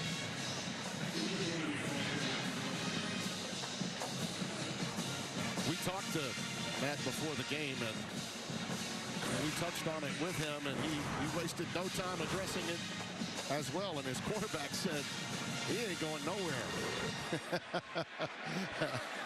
So it's all things Nebraska for Big Red right now where Rule is concerned. Under center. Got a fullback back there now. Little play act. He sets up. Uh-oh. Great defense. They want a flag so bad, bro. They had nobody open. Andrew Marshall and Rex Guthrie were there in coverage. Fans wanted a flag. It was not to be. Yeah, and they're in perfect position. You can see a little hand on the back of Lanier. However, he's not impeding his progress towards the football, and you're allowed to have that space. Guthrie is in position, and he tries to run through him, but I like the no call there. You don't want to bail them out with a pass interference there. Drake would disagree. That being said, Turn pass 8. interference and offensive pass interference are still a judgment call every time out. 3rd and 8. Over middle, he's going to get Way it. too much space. Way too much space. For the first down. 14 Damn. yards on the pickup. When you're in The man Jones. coverage, what's the best route? You get Yeah. a shallow cross, right? He gets there, and it's just Got burnt a little bit. I mean, just got cooked right out of the gate. Yeah. Nice throw by Drake Lindsey. Nothing too dynamic from Lindsey, but he's 6 out of 7 for 30. Way to wrap Okay, up. nice little tackle. Redeem yourself a little To bit. the 38-yard line. Hey, Tim, a thing that teams have done to Minnesota is play man-to-man coverage, and the reason is they just haven't gotten separation, right? So that is a positive to see that separation and space for Lindsey to get that ball in there to pick up a first down. I mean, do you think he was supposed to line up head on like that? Why wouldn't you not play inside leverage when you're out on the outside on 3rd and 8? Hell, I would. Easy ball. I mean, if you got help over the middle, I get it, but if you don't, Did we get a sack? yeah. Davis. Gonna get the final wrap up. There's your boy. I thought he was off the team. I know, right? He ain't been doing nothing. Him forever. Well, here's why I highlight him. You can see he's on his toes. He's on his toes. He wants to get in there and make a play. The offensive line does not recognize it. He times it up perfectly, and he gets to Attaboy, Lindsey. Marquise. So after the loss of 2, it's 3rd down and 9. And we've reached the 2-minute timeout. All right, boys, 2-minute warning. How are we feeling in the chat? I'm sure you guys are confident. I'm sure you're cool, collected. Right, Gary? Rational. Very rational. Yeah. Not emotional at all. Not wavering play by play. Not calling for his job and then calling for his extension. Hot Rod says, I'm drunk. What's new? So what's new? Miles says, pick 6 here. I'd be great with a turnover would be great. I'd just be happy with a refusal to allow him to score. And apparently, if it's 4th and inches, they'll punt it to us. At the goal line. At the goal line. You know, so just get him to 4th down. Apparently. You know? Oh, dude, my back hurts, man. The Mafia chairs let me down. You've been carrying Big Red Rant. You've been carrying the Husker faithful. Bulletin board material. Now, I don't have a problem with this girl's physical appearance on this commercial, by the way. I'm sure you'll find something wrong with her. Nah, well, I think she's... You with other people's bodies I think is she's like in the half clear. the Husker fans with Nebraska. Like, there's always something wrong. You make fun of the one chick's nose. You call everybody That was a fat. huge nose. That's a good point. That nose was insane.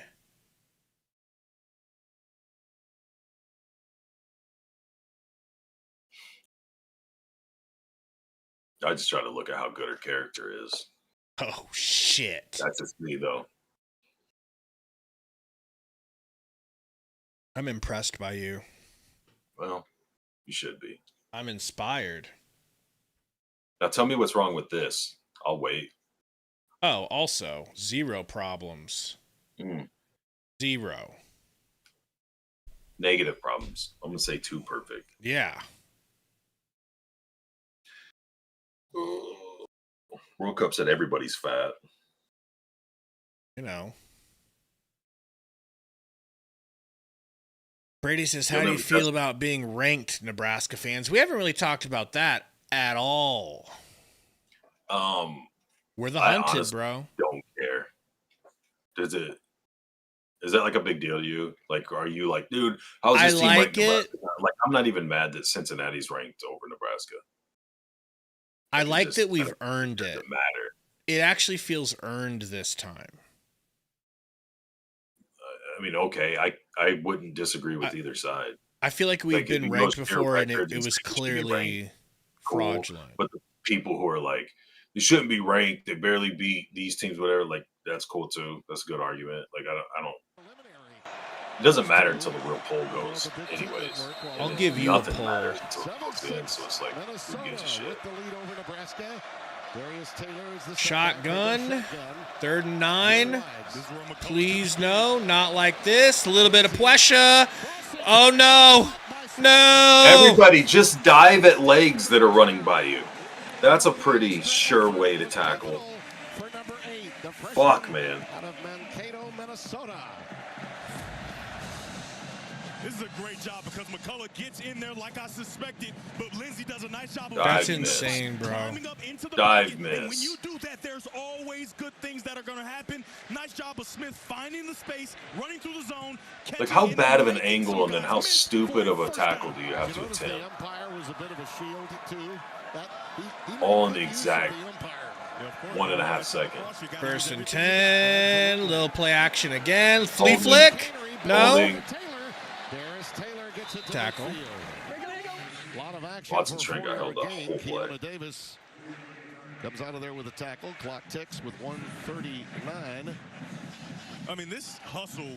Pretty much just my same usuals, Brady. We're going to get back to it and show you. Invis, Rocket, Strange, Squirrel Girl. 2nd down and 7. Pressure. Did he knock that down? He just dropped that. I think he just dropped that, didn't he? Oh, no. Don't worry though, it's 3rd and 7, so they'll just throw a 2-yard pass over the middle this is just that what no they one will want. be able to be in arm's reach of. No one will be in arm's reach of, and anybody that is will just dive at the ground right in front of them. All they got to do is throw it forward for 2 yards, and it'll take care of the rest of itself. What is that? Well, it's cover 2 in the back end with 2 safeties, but they also have man-to-man underneath, right? So there's really, truly nowhere to throw that football. I imagine they may go to another snap of it here. 3rd down and 7. Come on. That's a great tackle. That's a great tackle. Both of them were. That was nice. They wanted to see this red shirt. All right. Whew. Gonna have a minute. Boy, has he. Get in field goal range. It's a nice job of a chess match, and you go to this run play because you don't want a bad mistake there. That's a great job getting in the backfield. But take a look at the coverage, right? That's 2-man where you have a guy, you allow him to go outside, you get right in that hip pocket and allow him to go outside. The safeties are back in those halves covering the defense. Outstanding job of knowing what type of quarterback you're facing. And when I say that, I mean a quarterback that doesn't run, you're not worried about turning your back to him, right? You make sure that you turn and play underneath. However, if Lindsey had the running ability, Well, they're certainly going to kick it 4th and 10. Here we go. Got some pink sleeves on this punter. Appreciate the respect. Out of the mix, their national ranking would be even better than it is. And as it is, they're a top 20 defensive football team in every category. Tom Weston will do it away. Ja'Cory Barnes inside the 20. Ooh, he almost got to that, dude. Yeah. You would have blocked it. Oh, the first return from Ja'Cory, and he gets wrapped up for a loss, bro. Damn. Back to the 5-yard line. Simon Seidel with the play right here. Yeah, Barney's an explosive player, so he's always going to try to find a way. And that's such a nice job of covering, making sure that you Great tackle. take that return away. Well, it's a huge day of college football. Starts with Big Noon. Bryce Underwood and Michigan involved as they take on a lot of... Got 147 watching, guys. Help us out, please. Hit the like button if you haven't. Really helps. Nothing really helps more than that. Raiola from the end zone throws her deep. Oh, it was almost intercepted, bruh. But he had both hands. Wow. All of his jersey pushing him backward. He answered the call yet again. He's in perfect position. A nice throw by Dylan Raiola, but perfect coverage by number 4, Zaquan Bryan. Watch him. He's in his pedal, and then he turns and he starts to match. He gets there. He sees it where the ball might be coming, and he just plays through the hands as soon as it arrives. Yeah. 2nd down and 10.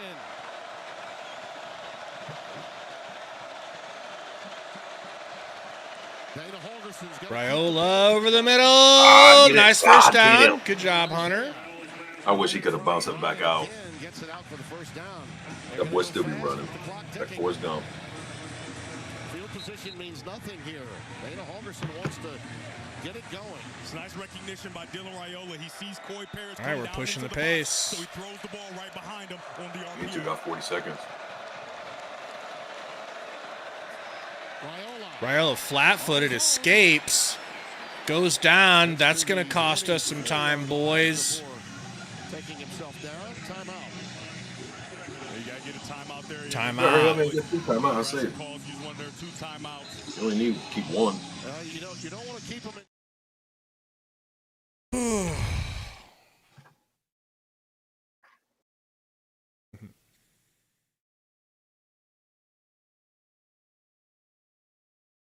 I mean, Hojo, he's just taking what he's given, you know? I mean, he can't always wait until he's got the first down to slide. Got to get down before he gets crushed. You don't want him sliding. You want some Josh Allen through people and hurdling. He's got the weight for it, you know? And there it is. I just don't know if I want him taking shots to the shoulder. Oh, you don't say. Statement out here, guys. He ain't no Jay Cutler. All right.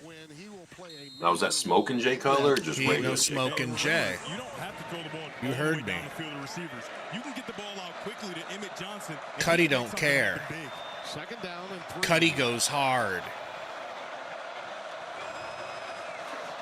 Raiola changing something at the line of scrimmage.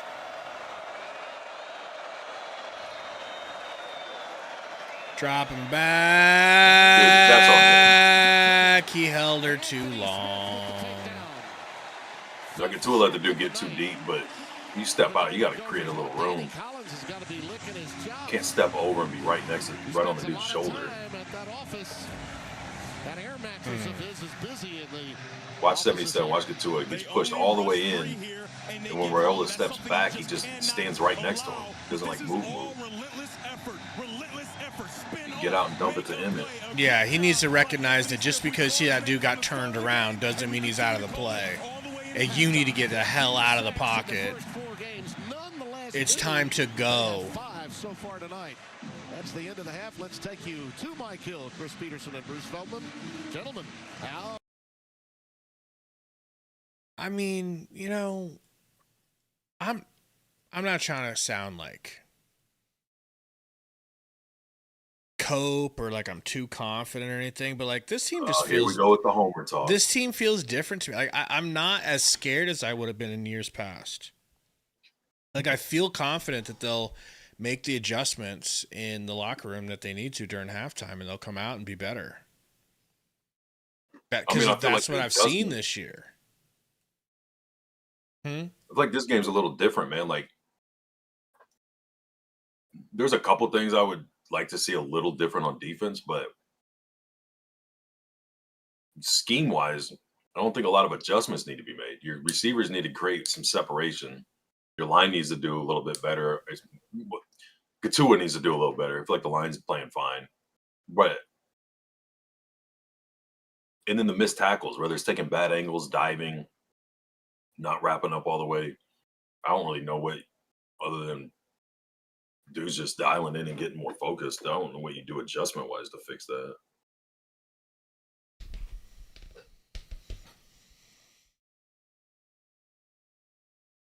But good news, Nebraska has been a murderous third quarter team all year, so I'm sure we'll come out with hats on fire. Well, they're going to have to. They cannot have a bad third quarter. I guess they could. They could. Have to make up for it. But if we were ever going to get that good third quarter, now would be the time. I mean, it's the same thing as the Michigan game. They're not marching down the field. They're extending some drives, converting on third downs here and there. But the one big play is where the score came from. The three big plays you gave up against Michigan is how you lost. You know what I mean? So it's like,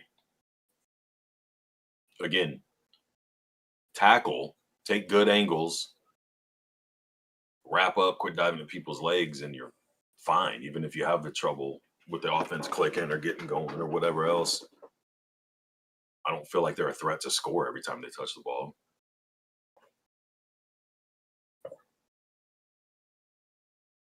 Take a look at y'all's stats real quick.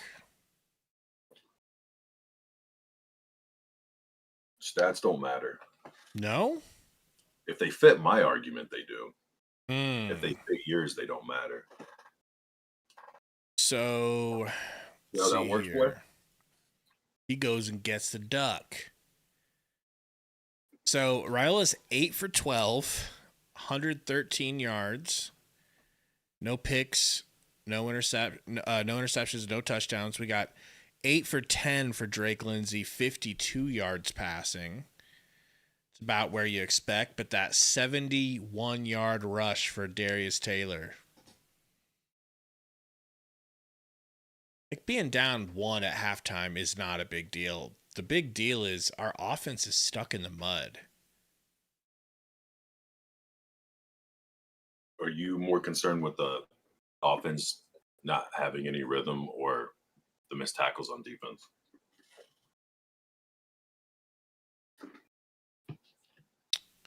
That's a tough question, man. I don't know. Mm-hmm. I really don't know. What about you guys in the chat? Are you more concerned right now with the missed tackles or the slow going offense? Scott Losi says, my wife says Dylan looks fat. Well, There it is, folks.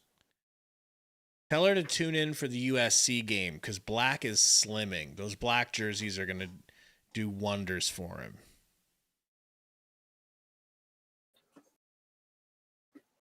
People saying offense in the chat. That's what I would go with. As rough as the tacklings looked, they have the one explosive play that gave them their only points. Like, we're still getting punts and getting some tackle for losses and things like that. It's sloppy as it looks, but I mean, if we could have even scored one touchdown, like, you know what I mean? Like, that's a big. True. It means more in a tighter game like this where they're having trouble punching it in.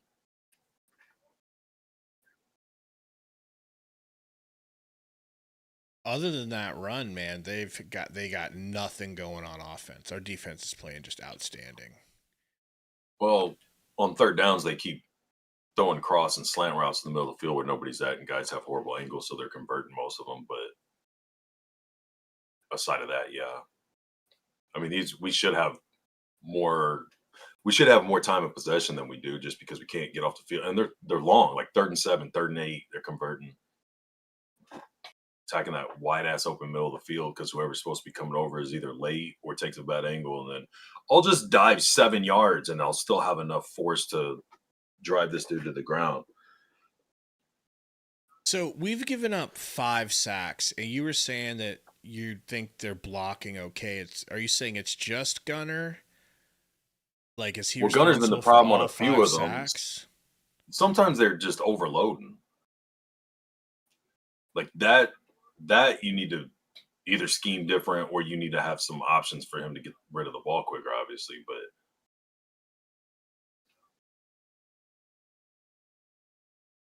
I don't know.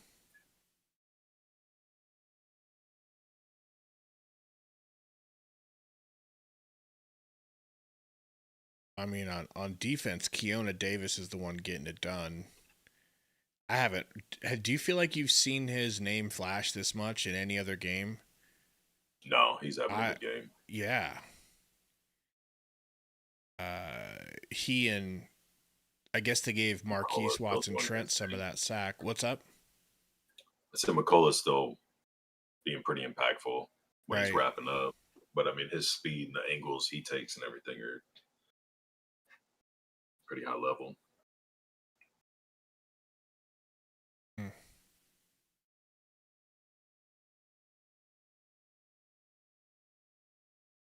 Lyndon I agree with whoever. How'd you say it is? And one? Mm-hmm. What do you say? So they need to keep tight end and running back on some of those pass plays from when they're overloading the line. I agree. They're trying to use both of them as like dump offs almost, and they're getting locked up. So it's like their guy isn't going to come in that's waiting to run with them. So let them block, let those guys just hang. You know what I'm saying?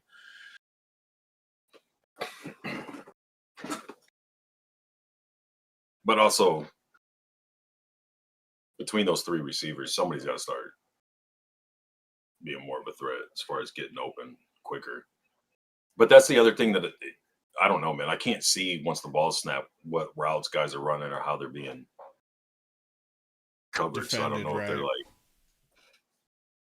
if they're dialing up quick routes for them and they can't get open, or if it's like, yeah, we're going to need 4 seconds because I got Ja'Cory on a double move post. And Isaiah is running a 12-yard hitch, so you got to wait for, you know what I mean? Like, I don't know what they're trying to run. Or seems like the only one that can consistently get open is Lyndon Daddy. Yeah. I mean, somewhat. I know they were trying to go to him on the first field goal. On that first down, they were trying to throw to him for a touchdown, and he was completely locked up. Where's Key in this game, bro? He had that one where they threw to him. It was pass interference. It's true.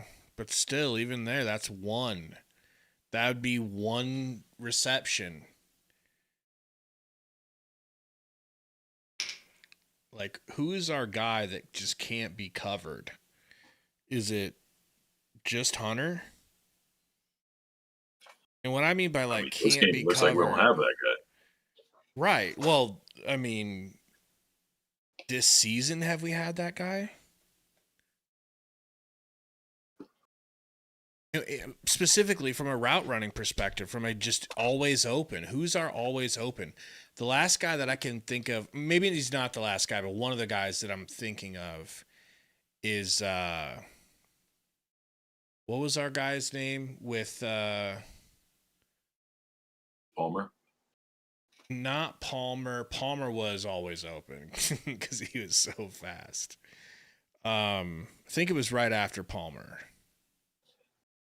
He went Gabe pro. Guerrero. Gabe Guerrero's one of them, but that's not the one.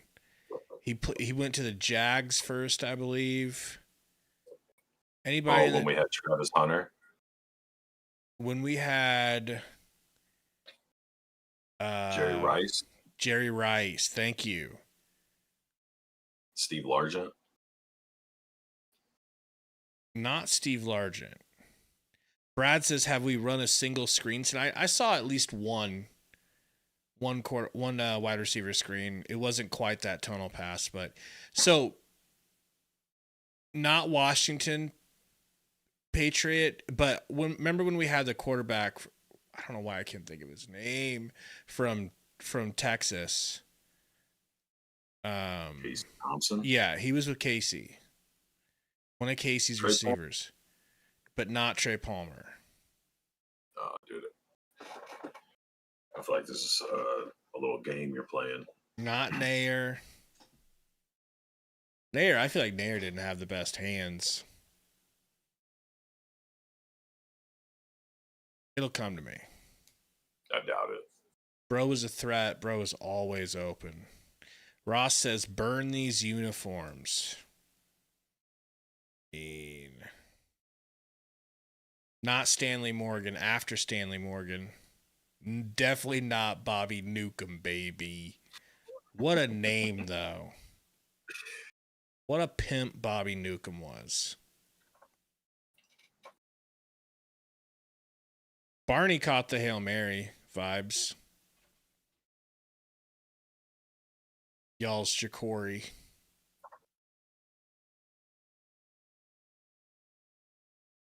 How quick are we to getting this game going? It's probably on, but we just have to wait quite a while. Damn it, I have to hit live because I'm paused for some damn reason. The news.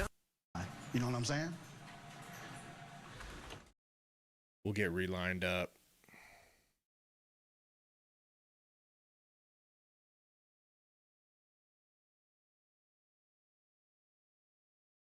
How's your boy Nate Borkacher doing down at Texas A&M? I know you've been watching every snap he plays in. Wester Camp was a GOAT Patriot. Wester Camp was that dude. Wester Camp would look incredible with a Raiola. Kings movement expects some. Did you get a chance to go down to the No Kings March? Organized one here. You organized one? Yep. Oh, man. You're so inspiring, bro. Thanks, man. And it obviously worked. The receiver that I'm talking about was on the Bears preseason roster, by the way. If that helps anyone. I thought he was going to get picked up for goodsies.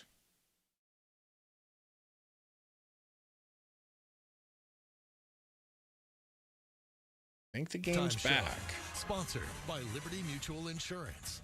Only pay. I'm trying to think who the other receiver was with Thompson. Was it? I don't think they were there the same year. Marcus Washington? No, he was a one and done for us.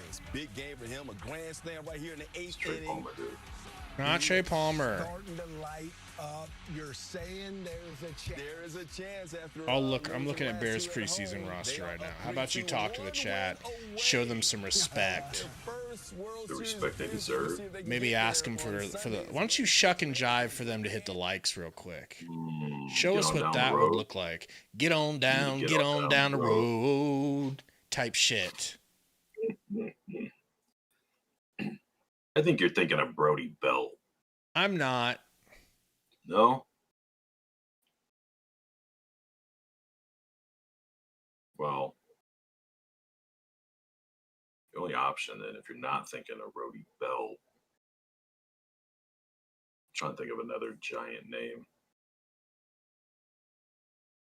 Man. Down there. You're probably thinking of Alec Bullock. Okay. No. I'm getting close though. I got a list here, I think. You're not. Definitely not getting any closer at all.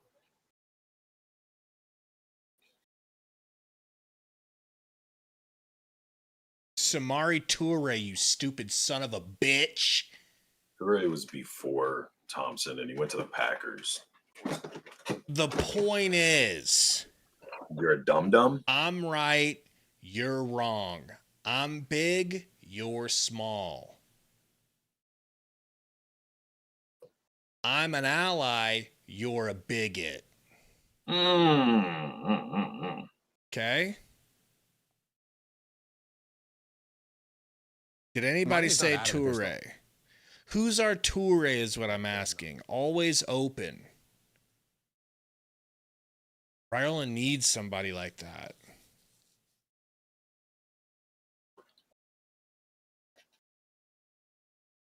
Get up, said Billy Kemp. Hell to the no. I don't mean to disrespect your boy Billy White Shoes Kemp. No, that'd be a mistake. In Minnesota, will we see more of these incredible plays by Dylan Raiola in the second half? His team down by 1. Second half coming up momentarily. All right, we're almost back. We almost get to stress like our lives are coming to an end. I was so hungry and now I can't finish this. I've been there. What'd you get? Eggs and sausage all mixed together with some cheese. Little sausage snack. Sausages. Guy wanted breakfast at night. Be upset with him about it. Well, kind of a morning, but you get the idea. I can't wait to stress about this game. Do you think Miami will bench their quarterback and look at firing their coach? They don't pull this off against Louisville. What's their record? They're ranked number 2. Yeah, I don't think they'll do it after one game. If you want to settle for mediocrity, that's fine.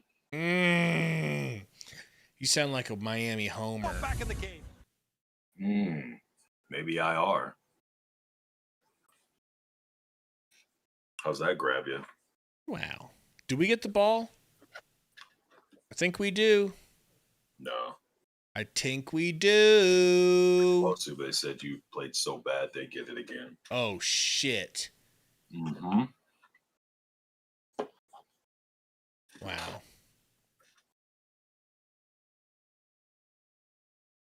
I'm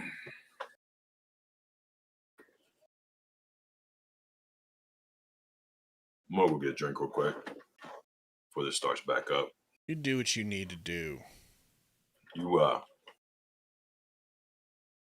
dance for these people. You wanted to say shuck. And jive. Right back.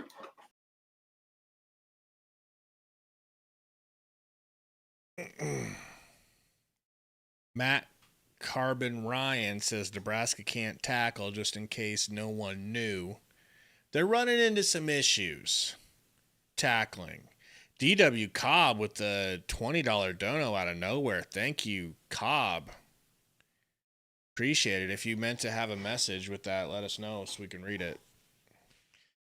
Quincy and Nunwa, that was a goat. Loved that big body target. I like big bodies.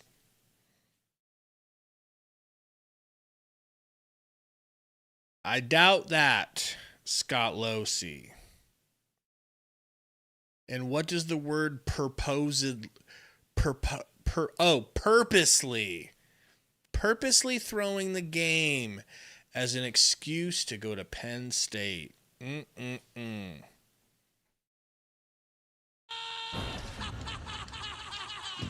With Gary gone to get water, we can actually watch the game as it's playing live.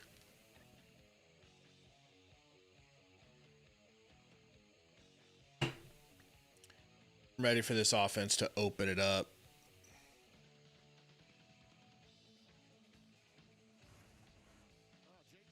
Bringing out the good stuff tonight. Oh, yeah. Tonight's team comparison sponsored by IHG Hotels and Resorts. Here are the first half numbers, and yeah, a lot of defense, but some dynamic plays, but noteworthy, all those sacks, which means a couple of things. Minnesota's really good with their rush ins, but the offensive tackle issue for Dana Holgerson's offense has still not been solved. And, of course, they lost one of their best to targeting for the rest of the game. Yeah, a lot of that. And also, these sacks are coming because there's perfect coverage in the back end as well. And it's a lot of relentless effort, right? These guys, Anthony Smith in the game, they just continue to get after Dylan Raiola. And when you look in the back end, you look at the all-22, you see there's not a lot of space to throw the football, right? There are not a lot of guys open, and so though people believe he holds the ball too long, there's not opportunities to get the ball to open guys because of the relentless pressure and the great coverage in the back end. Come on, Matt. That's something that in the second half, Nebraska's going to have to You can do it, Matt. No offense in that first half from either team. However, both these defenses stood tall. You guys don't mind if I give Matt a little pep talk? Some human highlights from Raiola, and of course the Taylor run of 71 was big. No return on that for the Huskers. Job as well. And let's go down to Josh Sims. Josh?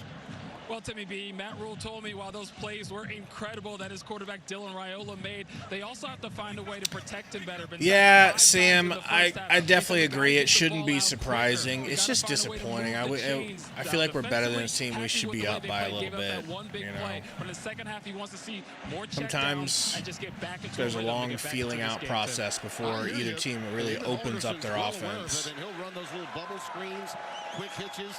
Minnesota's been quick even to those. And off. Johnson. Couple yards. Yeah, they have, Tim, and I think you're going to see an infusion of those screens. We didn't see a bunch of them in the first half, but they're going to be some screens, some quick hitters to make sure that you make those defensive linemen waste those pass rush moves so that they can get that ball out quickly. You're welcome, Matthew. I mean, I really do feel that way. I could end up looking like a dum-dum, but I feel like not me, but I feel like Nebraska's earned that for most of this year so far.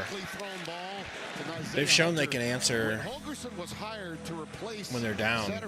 He did not bring his air raid in. No, he did not want to do that to Dylan. I'm so glad we get to listen to Mo Bamba again. Was already in place, and he's worked around that to show you again the brilliance of having a guy like Holgerson as your offensive coordinator. And then hanging on to Satterfield too says a lot about where the program is and what kind of head coach Matt Rule is. Third down and 2. You're more of a Bad Bunny type guy, aren't you? Love me some Bad Bunny. Good pass. Come on, Emmett. Give him the uke. Give him the ukulele. My goodness, all the way up to the 45-yard line, and we've got an injured. I am every bit as good at running the football as Emmett Johnson is, by the way. Most would argue better. I'm the exact same running back, but we don't need to talk about that. Special. He continues to dazzle every single time he touches the football. You got to find a way to get him touches. And I said I would run the ball there. That's an extension of the run game going to the screen. And another spectacular play for number 21 in that all white. I mean, he's got defensive ends grasping for air. You like that? Emmett, sorry, Emmett Johnson. By the way, be wary, you know, you open yourself up for all that social media criticism, right? Right. Patriot, I think it has something to do with skeet, skeet, skeet, but I could be wrong. Oh, skeet, skeet. Oh, yeah. Mm-hmm. Oh, yeah. And guess what? We'll be right back. Football people do know.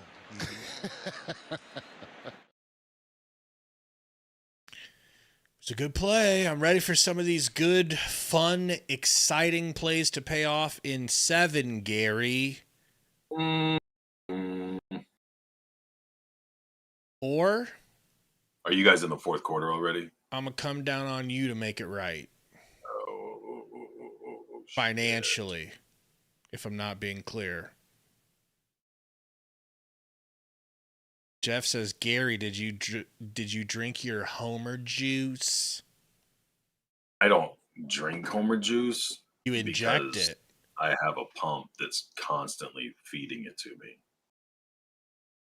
Good. That's good to hear.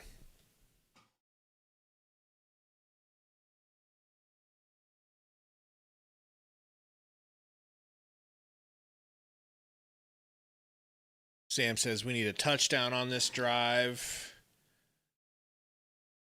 I wouldn't be upset with 3. I just want to take the lead, Gary. Guarantee. They take the lead so you don't have to. No, I didn't. No, I didn't. Jeff says 21-0 in the second half. That'd be nice. I think we got a lot of people that have made some bets. Think so? I do. Excellent. Who's got what? Anybody do any halftimes? What you got on the Cattleman overalls? said, "Yep." Because the level of stress that we see from the chat, that's the level of stress that I always exude whenever I've put together a parlay. Like all the stressing out. Oh, well, I just mean in general, like the level of up and downness that you were commenting on earlier. I think that comes from bettors. I mean, you've lost your house and car 13 times over. You're numb to it, so you don't act like that. But don't bother me none. No. You're on your 4th wife. The good news, you can only lose till you have nothing left. Yeah. Oh, we got earhole by his own player. Minnesota has great depth in the back end as far as those safeties are concerned. I don't like Riley going over and checking on him like that. Could be a big No, I've seen Patrick Mahomes do that, and he clearly only did it because Mahomes did it. Not terribly deep at corner, but they got a lot of safeties. In fact, McMillan has played some nickel. Jeff said I put 1,000 on Nebraska in the second. Press F to doubt. Joe's got Huskers and over. Yeah. Hand off to my guy Emmett. Might get one of them. Gooseby with the saving tackle. That's Aiden Gooseby, number 7. 17 yards. We've seen number 44, Luke Lindenmeyer, make a bunch of plays in the pass game. How about pretty him good. on the outside blocking to clear off pretty the good way little gash there. for Emmett Johnson. Welcome home, Emmett. Make the most of the opportunity. Even though I'll tell you. Yeah. Barney in motion. Oh, quick out. Oh, what a tackle. Jalen Mountain, you think about these guys, how many of them they've got? That was nice for them. That's a really nice job. They try to create leverage with the motion, but because Minnesota is in that zone coverage, you have a corner outside waiting for it to develop. Barney gets outside. He tries to outflank the defense, but it cannot be outflanked. That timing's just not good. No, it didn't get out Or he's fast running enough. it too quick, or he's not getting it out quick enough. I don't know if he's supposed to be doing something in the backfield for that, or if he needs to snap it when he's closer to the tackle or whatever. Raiola throws it deep. Here's what you asked for.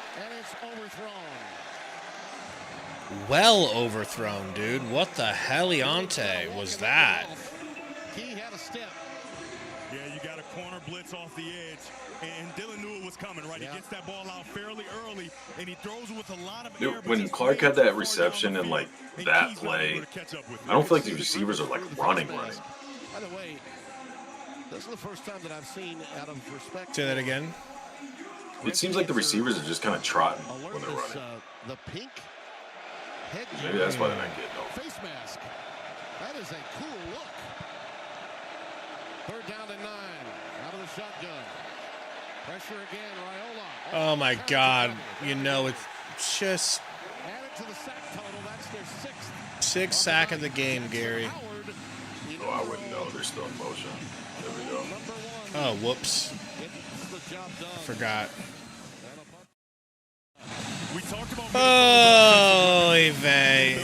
create separation. Well, Nebraska's having that same problem. There just isn't a lot of space. Now, can he force these throws in here? Absolutely. But there's not a lot of space, and the rush gets to him again. There's 3, 4. Why would you not anticipate the blitz on third down? Tackling Raiola, it seems like on every drop. That's a good question. Like even here, he steps up, gets rid of now. Get rid of the ball, dude. And I love that you don't make the big mistake. You don't Oh my God, get up. Oh, what an absolute gem of a punt. And the defender that was down on special teams. Look at this. The play had slipped, regathered, and stopped it just outside the 1. Timeout. Wow. Right? Work versus fun. No, that reminds me of the at least now they're you ever supposed to attempted. play. I'll have to go 98 yards instead of just 80.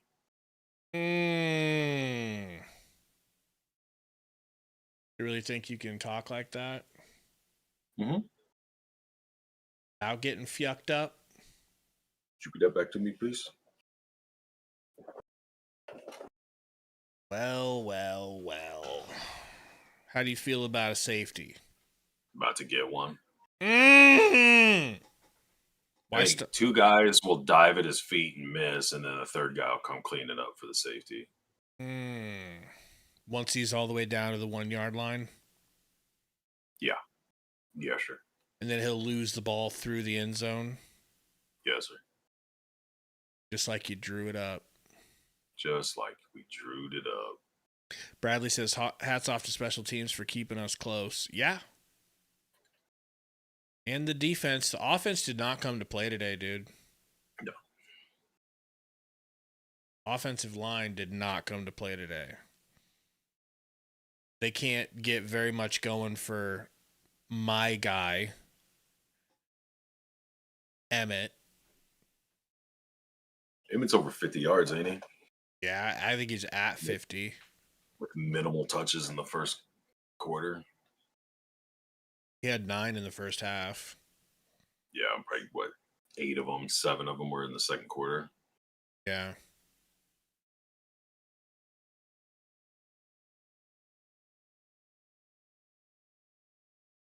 Just stay drunk, Hot Rod. Okay? What'd he say? Lateef, now! Dude, stay drunk.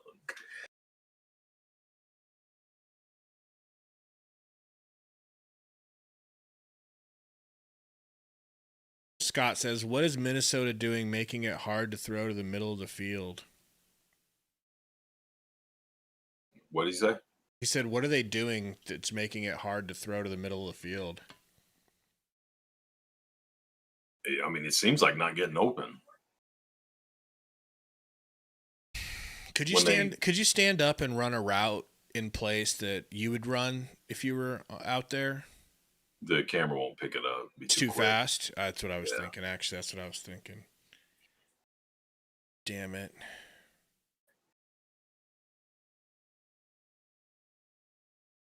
The routes people run. That the BJ Fleck told me things went according to plan in the first half. They wanted to run the ball. They did just that. On defense, they kept Nebraska out of the end zone, and they sacked Dylan Raiola 5 times since added a sack here in the second half. First half sets up the second half for BJ Fleck. Let's see how things go here as they try and close this one out. I see some of the crowd down on the sidelines is in prevent, trying to keep Josh from getting out of the end zone. All right. Let's get some pressure here, please. In the I formation, Darius Taylor dots the I. Come on, boys. No. Turns and runs back. I need to pause it for you, Gary, but he turns and runs backwards for 5 yards. Here that did the job. Number 25, Jeremiah Charles. He slips, then regathers, did not panic. I see what you mean. When you said turns backwards on 5 yards, I'm like, damn, would you run out the back of the end zone? To keep it in play. No. Just turned his back to the first down marker and backed up. Yeah, he would have had something to say to Charles if he didn't make that play. Wilson would have. And the special teams have just been incredible. That's McCullough, by the way, that's down on the field. All right, I'm going to pause it on the snap ski. Eckler has been lauded for the job he's done as special teams coach. I mean, they don't win that game with Michigan State, perhaps, without special teams winning the day. It was a huge difference, and like we talked about that game, the special teams were special. Oh, have you heard? That's a really good pickup on first down to give yourself some space. Now you have the playbook open, right? You don't necessarily have to just try to pound the football. And on that play, it was a nice job of Drake Lindsey of getting to that run, right? You can see the alert taps on the helmet because he got to the good run play. Shotgun. To create some space from that goal line. Second down and 6. Gonna go under center. Again, they go under center. Snap. Let me know. Playboy. Get comfortable. Okay. Ready. Snap. For Lindsey. Taylor. All right. I'll take it.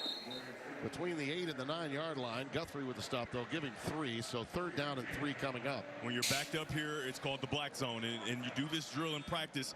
Your goal. I really don't think it has to do with what they're wearing. First downs, it allows you to flip the field. So here okay. The pink is the complaint now. So that you can flip the field position. It's a big deal breaker for some folks. And the history and tradition of the black shirts. Well, they're all in white tonight, looking for a stop here on third down and 3.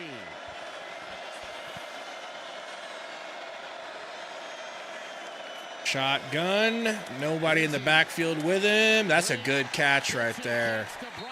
Throw right through the window. Yeah. He's looking for it. Brockington with that reception, and that was a bullet that goes for a dozen yards and a first down. Yeah, imagine if they get off the field on third downs, man. Wouldn't that be crazy? I don't like that idea. Before they convert 3 Nebraska defensive backfield, that is a nice job of understanding where he needs to get the first down. Hands catch, outside throw from your quarterback, and a first down. Execution, man. Penny is your boy back in the game at running back now to spell Taylor. With the extra tight end. Under center. False start. And we've got defensive false start? No, offensive offsides. Thank you. Offensive encroachment. Looks like it might have been Pierce Walsh. Sundo's Hayes Davis says fresh out of Nebraska. How do you feel, man? Do you feel like you went on like a You got tackle out here, number like a 57 6-month on the retreat outside. to like out there, and then the tight end on the other a side. spiritual awakening retreat. The only thing there is if I'm 6, if I'm He learned a lot about football while he was there. So much football. We had a lot of hold your water issues and choke your motor issues going on that play. He learned about Big Fred's. First and 15. How do you like that? He liked it.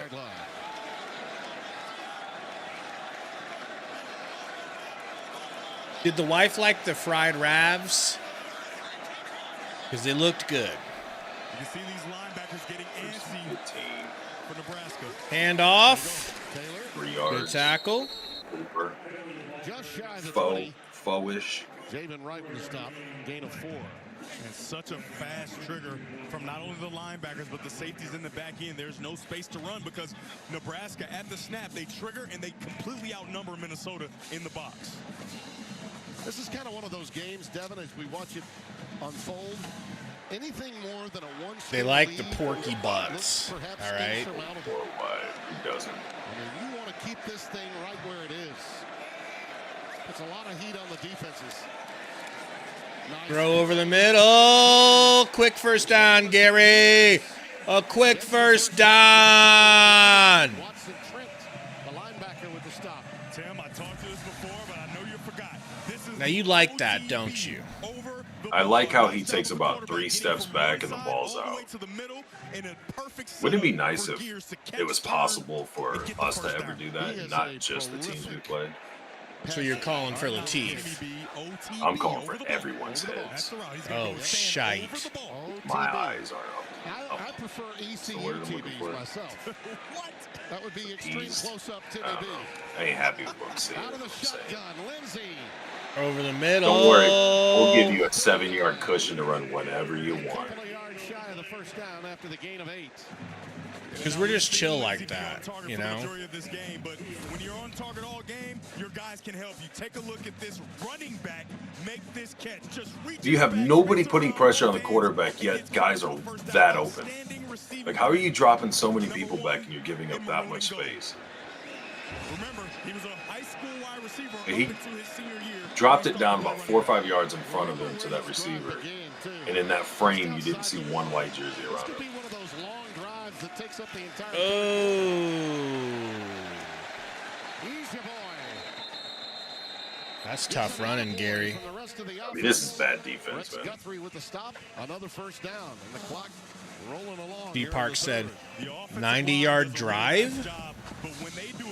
98-yard drive? Right there in the middle of your screen to make sure that he finishes it off, right? You got the offensive line with the double teams. Now is when I would be saying we need a turnover. We need to get like a helmet on a ball or a peanut punch. I mean, how many tackles for losses or sacks have we gotten out of these wide 7s, wide 9s, sending guys off the edge? They just run away from them, and the guy's out of the play before it even starts. Missed tackle. Arm tackle. Arm tackle. 2 guys get him at the line of scrimmage. He still gets 4 or 5 yards. He gets ahead for about 5, so some yards after the catch to make that a healthy gain. In the first half, Minnesota did a really nice job of first down production, making sure they get at least 4 yards on first down, and it looks like on this drive, they're doing a nice job as well, keeping them ahead of the chains right now, 8 of 15. Your boy Drake Lindsay. Taken over 5.5 minutes, 8 plays. They're just eating up clock, Gary. Look how loose the coverage is here at the bottom. Loose coverage is tight. Hand off. He'll break a couple. It'd be weird if he didn't get through that pile of 5 white jerseys. First down, Javen Wright, the stop, a gain of 8. The dude who ran for 36 yards or whatever it was last week is getting 6 yards after contact on almost every carry. Yardages, and you can see an example of that right there. This is the old row the boat maneuver. This is how I play in college football, EA Sports. Run, run, run. Scared, run. Over the middle. Dink, dunk. I'll be damned if I don't rebuild programs, Gary. And this ball definitely surprises Loya. He did not expect it that quickly, but he makes the catch and sets up a very manageable third down. Second down. Going a little quicker here. We call timeout. Timeout taken by Nebraska. Prior to the snap, timeout, Nebraska. That's their first of the half. It'll be a full media. Well, it's good to see they fixed the third quarter woes. The way Matt Rule had in mind. And John Butler wants to talk about it. 4:24 remaining. Stuck in mud, Gary. T-Mobile has the best network. That's why there's no better place to get the new iPhone 7. Pretty good. I'm sure in the fourth we're just going to air it out. Oh, they'll be more rested. I'm talking about the defense. They'll be more rested, more disciplined. Less bruised. More technical, yeah. Less pressure. Battered. Mm-hmm. I don't see how the whole short week really plays in, considering they're on a short week too. It's not like they played last Friday.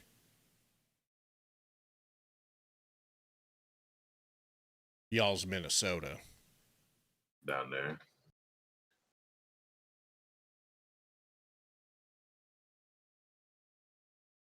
Ooh, Miami might be able to keep their quarterback and their coach for one more game. They win it? No, but they have the ball with 2 minutes left. They're down 3.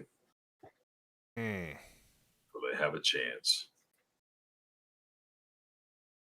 You bish. Too much? I think it was appropriate. Now you're still into Stifler's mom, right? Always have been, always will be.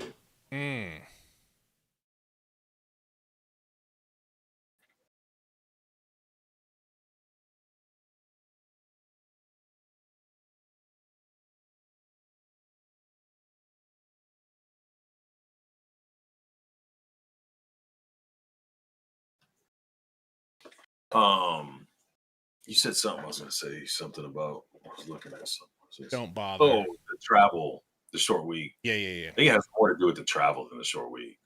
Okay. You know what I mean? Because they were at home. They're at home again.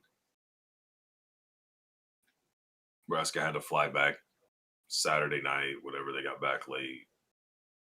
I think he said they had the next day off and did everything pretty well as normal, but they had to leave. Devin, you want to take a look at that last reception? Yeah, they definitely missed out on at least one practice. Take a look at this viewpoint from Lindsey, right? You can hardly see nothing, right? You can't see anything, but he makes the throw with anticipation. We call it anticipatory throwing. If they're going to keep, like, you got to do something with that middle of the field. This is the equivalent of not having anybody there when you have a quarterback that scrambles on you. Yeah. So you just keep leaving the middle of the field open. Like, they get everything underneath over the middle if they want. It's the same thing as averaging 5-6 yards a carry. 2nd and 3. We finally get a stop behind the line. Or not. We might get back to the line of scrimmage. That's about it. It's a big 3rd down coming up here for this Nebraska defense.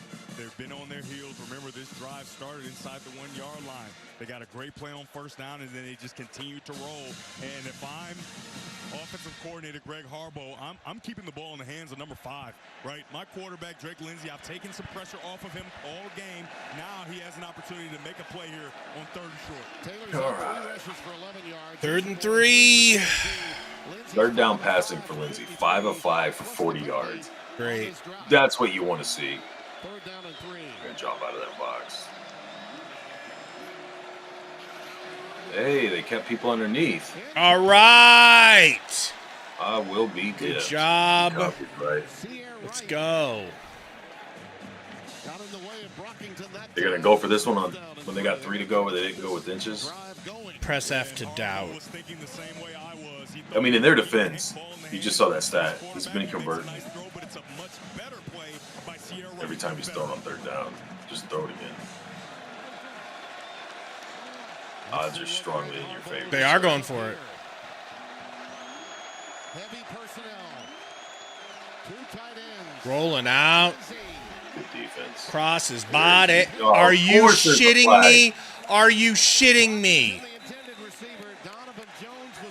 Are you shitting me? I bet he had that bitch like this ready, just sitting there waiting. Hey, go ahead. Let him not catch this.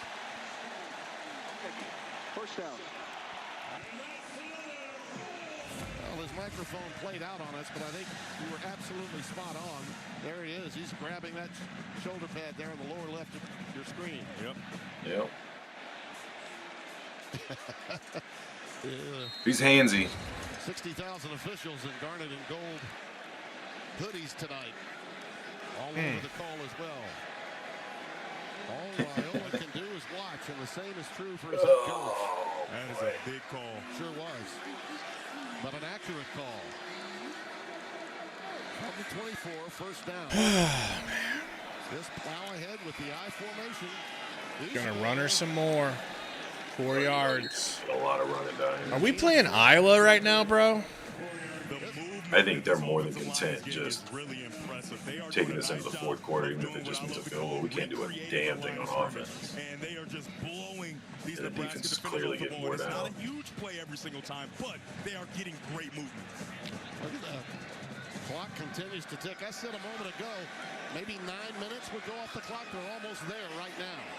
That's just keeping Raiola and that dynamic. Jones at the top. I'd just keep attacking Jones. He's either getting beat on underneath shit or grabbing, pawing on anything deeper. There it is. 1v1 shot. Called it. Malachi Coleman. That's Brockington. Oh, was it? Mm-hmm. Oh, my bad. Thank God. Yeah. Talk about perfect execution. That's on me. That's on me, guys. Yeah, you've done a nice job. I did call play, though. No big deal. They got to go for two, right? Go around a nice fade and a perfectly placed football. Oh, or nah. Goodness, this not no. ready for that. Well, his father, Jim, who played at Arkansas, his uncle, Lindy, who played at Oh, Arkansas, they're really making us miss and his Arkansas. grandpa, who is a legend from Arkansas, and also with the Minnesota Vikings. How proud they must be. And Mama Amy, who gave this young man the well, I jinxed us. confidence, but also humility. I had to bring up our perfect record predicting the scores of this season. And there you have it. There you have it, folks.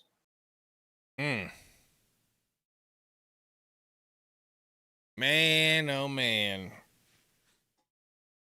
I mean, we went from Michigan State and it bleeding into Maryland where we can't do a thing on offense in the third quarter, but our special teams and defense keeps us in it, to our special teams giving you literally the best field position you could have had, and the defense still going, nah, not enough.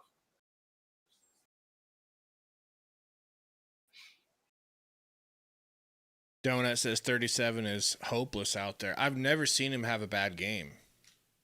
Well, he hasn't been asked to man-to-man cover like that and then get picked on so consistently. Like, whether it's that receiver or he just has issues in man coverage that we haven't really been able to see that they saw in film or something. But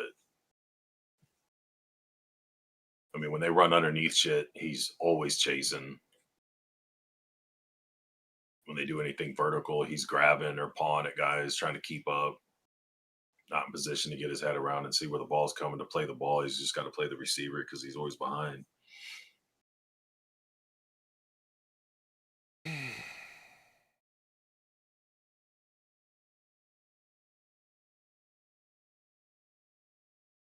They're down bad in the chat. But we do have 200 watching. Thank you guys for showing up. So they're down bad. They're down bad. They're down bad. They are. It's doom and gloom. You know, it is, yeah. Well, there's nothing to be excited about. No, but I mean, I'm still hopeful. Like, you're down a score. You're down a score. Well, with the 2-point conversion, you're down a score. But you could say they've had to come from behind in every game, or almost gave up that Cincinnati game and held on. But in those games, there were points in the game where it looked like the offense was competent and could get you some points. We haven't seen that at all this game. Right. So, I mean, not only do you need, like, the issues you had at the half are worse. You still can't move the ball on offense consistently. You still can't tackle. Still can't stop the run. And now they found the one-on-one matchups that they're going to just absolutely attack every chance they get. Put 7 guys in the box, so it's 7 for 7, and it's only one middle safety. That's an easy opportunity to hold the safety at first and then drop that ball over the outside. Singleton cannot get over the top to help. What an outstanding recognition by the young quarterback. And then he gets to the sideline. He lets his team know, listen, this is our game, this is our house, and we will defend it. 14-6. So still a one-possession game, but now you'd have to convert. 2-0 says, should I worry now, Gary? Look, kick return getter. Oh, yeah. Down goes Kenneth Williams, the original walk-on. What'd you say? 2-0 wants to know if he should worry now. And that victory at Maryland. Tim, with all that, 2-0. Well, they need your stamp. This game is still right in where he wants it, right? You saw him in the last couple weeks with a tight score game. They found a way to win these games. So he has an opportunity here to go down, drive, and tie it up if he wants. That old saying of take what's given. Well, they got to fire their coach. You don't need to put on Superman's cape until it's necessary. Well, it may be in the aftermath of that 98-yard drive. Raiola running. Grabs 4 or 5. Nice gain to stay ahead of the sticks, which is what they need to do.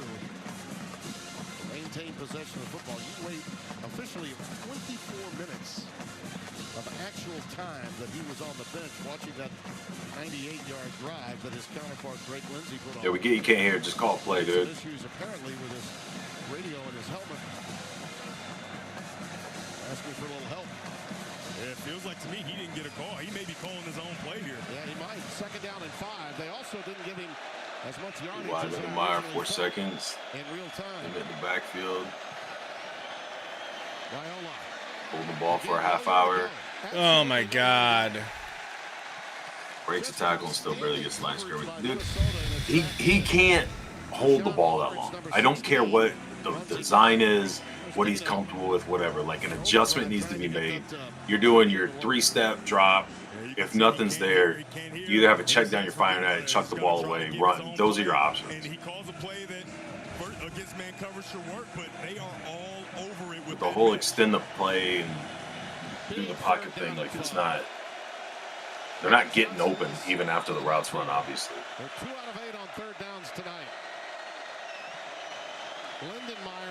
This is like watching Colorado with Shadur Sanders. Oh my God, Emmett got blown to bits. Wow.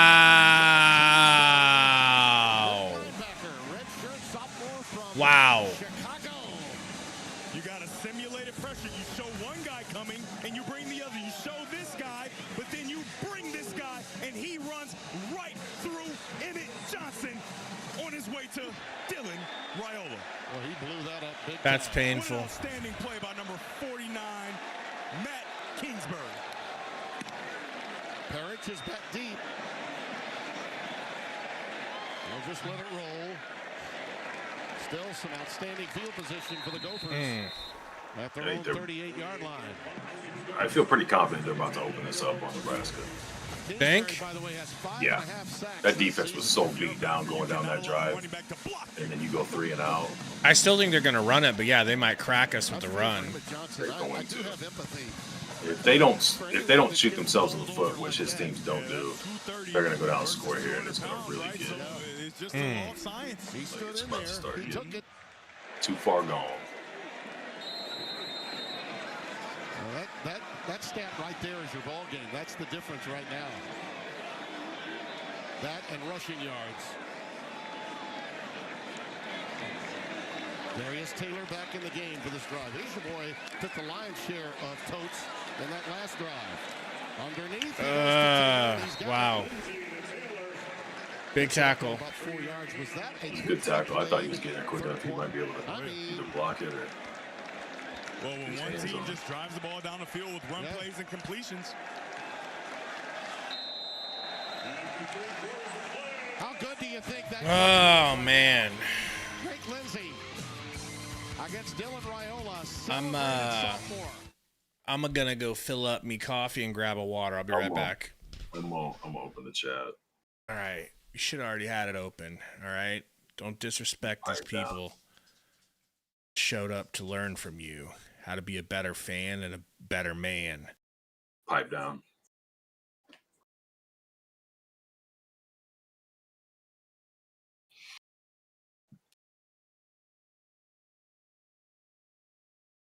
I want this open.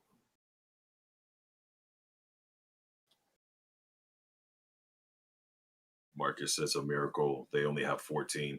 They've just been wearing them down, man. I think they're going to. I wouldn't be surprised if they surpass the 14 that, like, outscore what they've done the whole game from here on out. I feel like they should be able to do about whatever they want on offense. Zero pressure. Yeah, they're not getting any pressure because they're trying to drop guys back, but then they're playing too deep. We're taking bad angles once they catch it, and everything's going for more. I said if Penn Sandusky State offers big money to this bum, he better take it. I think you'll be very, very upset with what Nebraska will look like if he goes, but that's cool. Where I look to throw a pick every series, we ain't pulling him.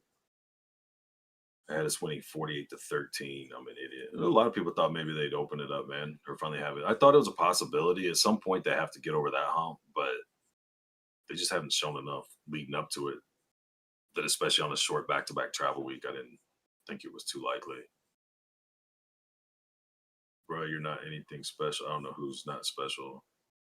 Gabe's very special, so I know you're not talking about him. Can we exchange Rule for Franklin? I've heard a lot of people say, I don't know if people are joking or for real. Can't blame this on the defense. 14 points in the fourth quarter for Minnesota, so we should be winning by 14. True, but also you can't blame the defense for not getting off the field on third downs or wrapping up and tackling. They're wore down and tired because they can't get off the field without giving up 3 or 4 first downs. So I think there's obviously more than enough blame for the whole team.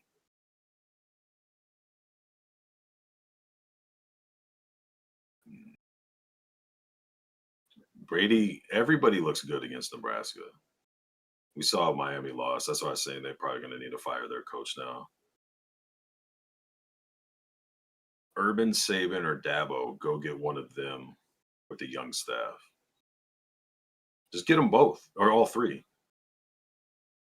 Let Saban be the head coach, Urban be your offense coordinator, Sweeney can be your D coordinator. And then hire every 5-star that's number 1 at their position, get all of them for the next 5 years. Should be good. I don't know why they don't just do that.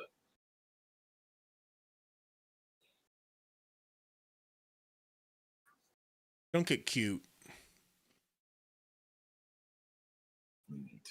Steve said Minnesota sucks. Senior Pimp said Miami was overrated. Darth Stone has a headache. Chris don't like Minnesota none. Minnesota was always good against Nebraska. Yeah, man. I don't remember who I was talking to. Nebraska's just been so undisciplined for so long that a team that's disciplined is always going to look like, man, they just play them tough, whatever it's like. It feels like every single time they've called on him to make I guess. Look, it's hard to beat even average or below average teams if you're doing things to shoot yourself in the foot. Nebraska seemed to be getting over a lot of that hump, but like the missed tackles. There's not a lot of horrendous penalties other than the one holding. Obviously, Pritchett's getting ejected, but I mean, as far as extended plays or whatnot. And off. Segan and Sagan for 4 roughly. 3 yards shy of a first down.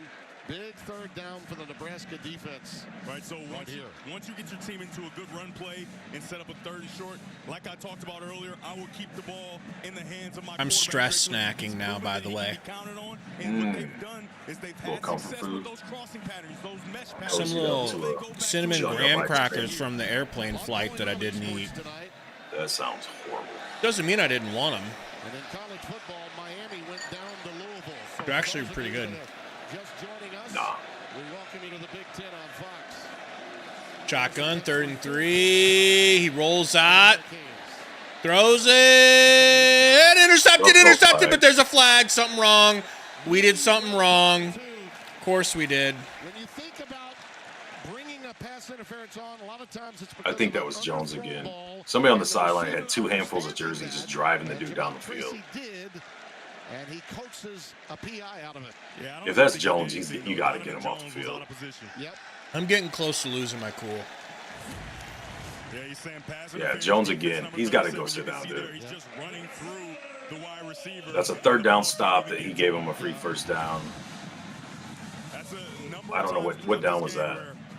Gave up the touchdown because he can't stay in front of anybody. He's giving up multiple first downs, letting guys get too deep underneath of them. Andrew Marshall, and now you have the pass interference on number 37, Donovan Jones. A lot of times, particularly. He's still out there. You got to be shitting me, dude. See cornerbacks and or safeties just panic. It would be so hard for me to keep running the ball when I could just throw at that dude. Taylor. Pretty good cut to get Part of the ahead. discipline, 4 or 5 yards there. Sean Singleton, number 8, with the tackle. Now, John Butler's defense has got to become a bit more opportunistic because the clock is whittling away, and an 8-point lead is pretty significant even at this early stage of the fourth quarter. Yeah, but they start to move the ball down into. Now you're going to have Singleton, even if they don't get it. Or what's his name? Who's the other safety? The white dude? Guthrie? Guthrie. You're going to have one of those guys over the top helping Jones. Bootleg action for Lindsey. Give it to us. Almost picked off. Jalen Smith. Damn. Had it ricochet off, and it was Damn. for a moment there. Jones and others in coverage. 3rd and 6. Yeah, they go right back to that crossing pattern, and it's a nice throw. I think this ball should be caught. Lindsey gets on the outside, and he makes the throw. You have some space. Look at Jones. You go with one hand. You got to get He's chasing again. And make that catch. But good coverage to finally. It's not even the same guy. It's not like just one guy's really good. He's struggling. Yeah. It's whoever they put on him. You got zero coverage. They're going to bring pressure here.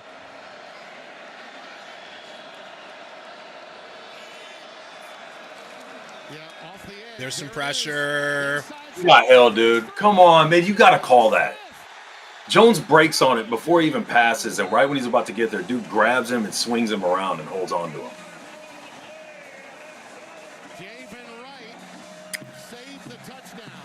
Watch Jones on the replay if they show it. In the critical zone at the 2-yard line, 1st and goal. 37 right there. Watch when he jumps the route. Multiple times throughout this game, and it's not called here. He just grabs him and tackles him.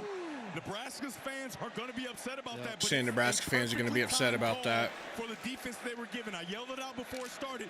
Zero coverage, they're bringing pressure, a screen, jailbreak, down inside the 5. Boy, they did miss that. That was a huge. That's wild, man. All the drives you extended for them on some pity-patter bullshit.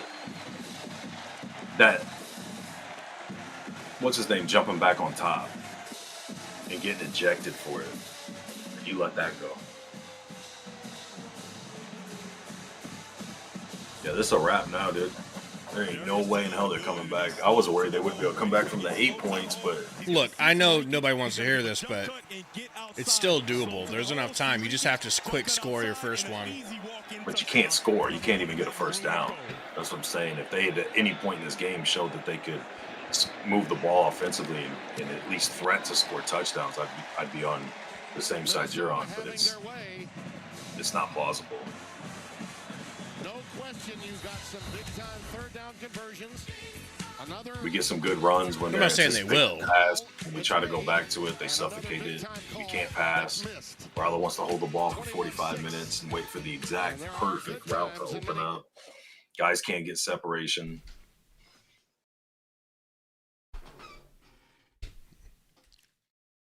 We got a tackle that just is kind of in the way for a few seconds, but never seals the edge. We got a corner that looks like a D tackle trying to cover these wide receivers. It's a wrap.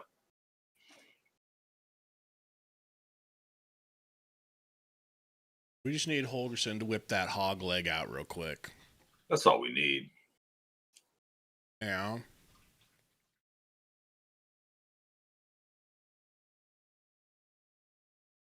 I mean, Senor, I probably play the video game too much, to be honest. Because 8 minutes left, down 2 scores in a video game might as well be an eternity. And it just seems like in the Big Ten, like think about that Oregon-Penn State game. It's like 3-7 at most the whole damn game. Then an explosion of scoring when it's the end of the game, when they actually stop trying to only be safe and actually throw some risks out there. Both teams start scoring, you know. I don't know. You're probably right. They probably just have our shit figured out to that point, but I'm just saying mathematically there is time if you can have a score quickly on this first drive. And I think you chase the 2, right? If you did, if you score, you chase the 2-point conversion. I mean, yeah, you can. Doesn't matter. Okay. They get it to 14-21 with 4.5 minutes to go, 3 minutes to go. There's time. Because then Minnesota will come out, run. You have to stop it, which I've seen us do. And then you get that copium final drive. You haven't seen it this half. No.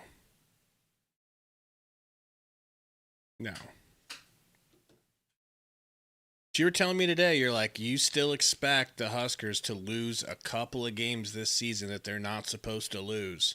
Voila. 9 o'clock Central Time. 21-6. Our score here. Drake Lindsay gets the job done with another magnificent drive. And now with a 15-point lead. And you look, they had one drive that lasted for 9 minutes. And then another that was a relatively short one. And aided and abetted by a call that went their way in the Nebraska secondary and a call that was not made for their offense on an obvious hold.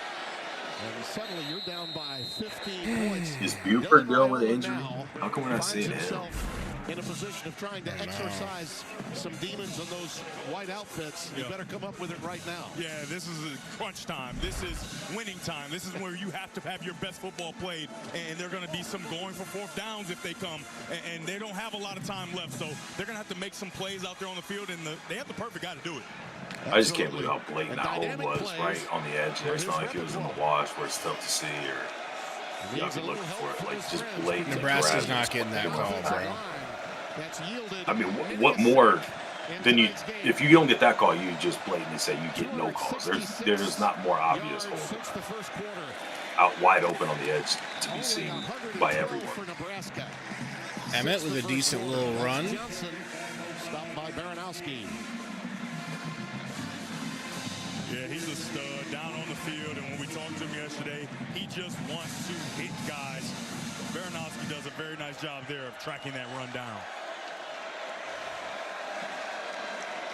Nebraska has struggled in third quarters, but boy, they've had great fourth quarters.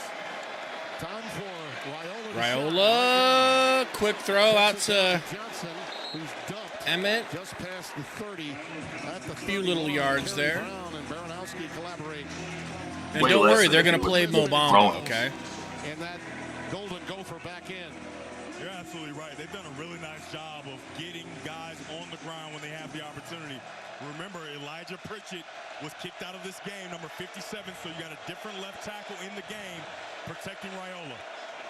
Shotgun. Back out to Emmett. Don't look at him and go, I'm going to throw to you if nothing opens in the next 5 minutes while two guys in the next 5 minutes. He squawks, folks. 209 watching, guys. Help us out. Don't hold this game against us. Hit the like button, all right? We didn't do it. To get back in this football game. Dana Holgerson looks to dial up something here on first down. Pressure, a deep short.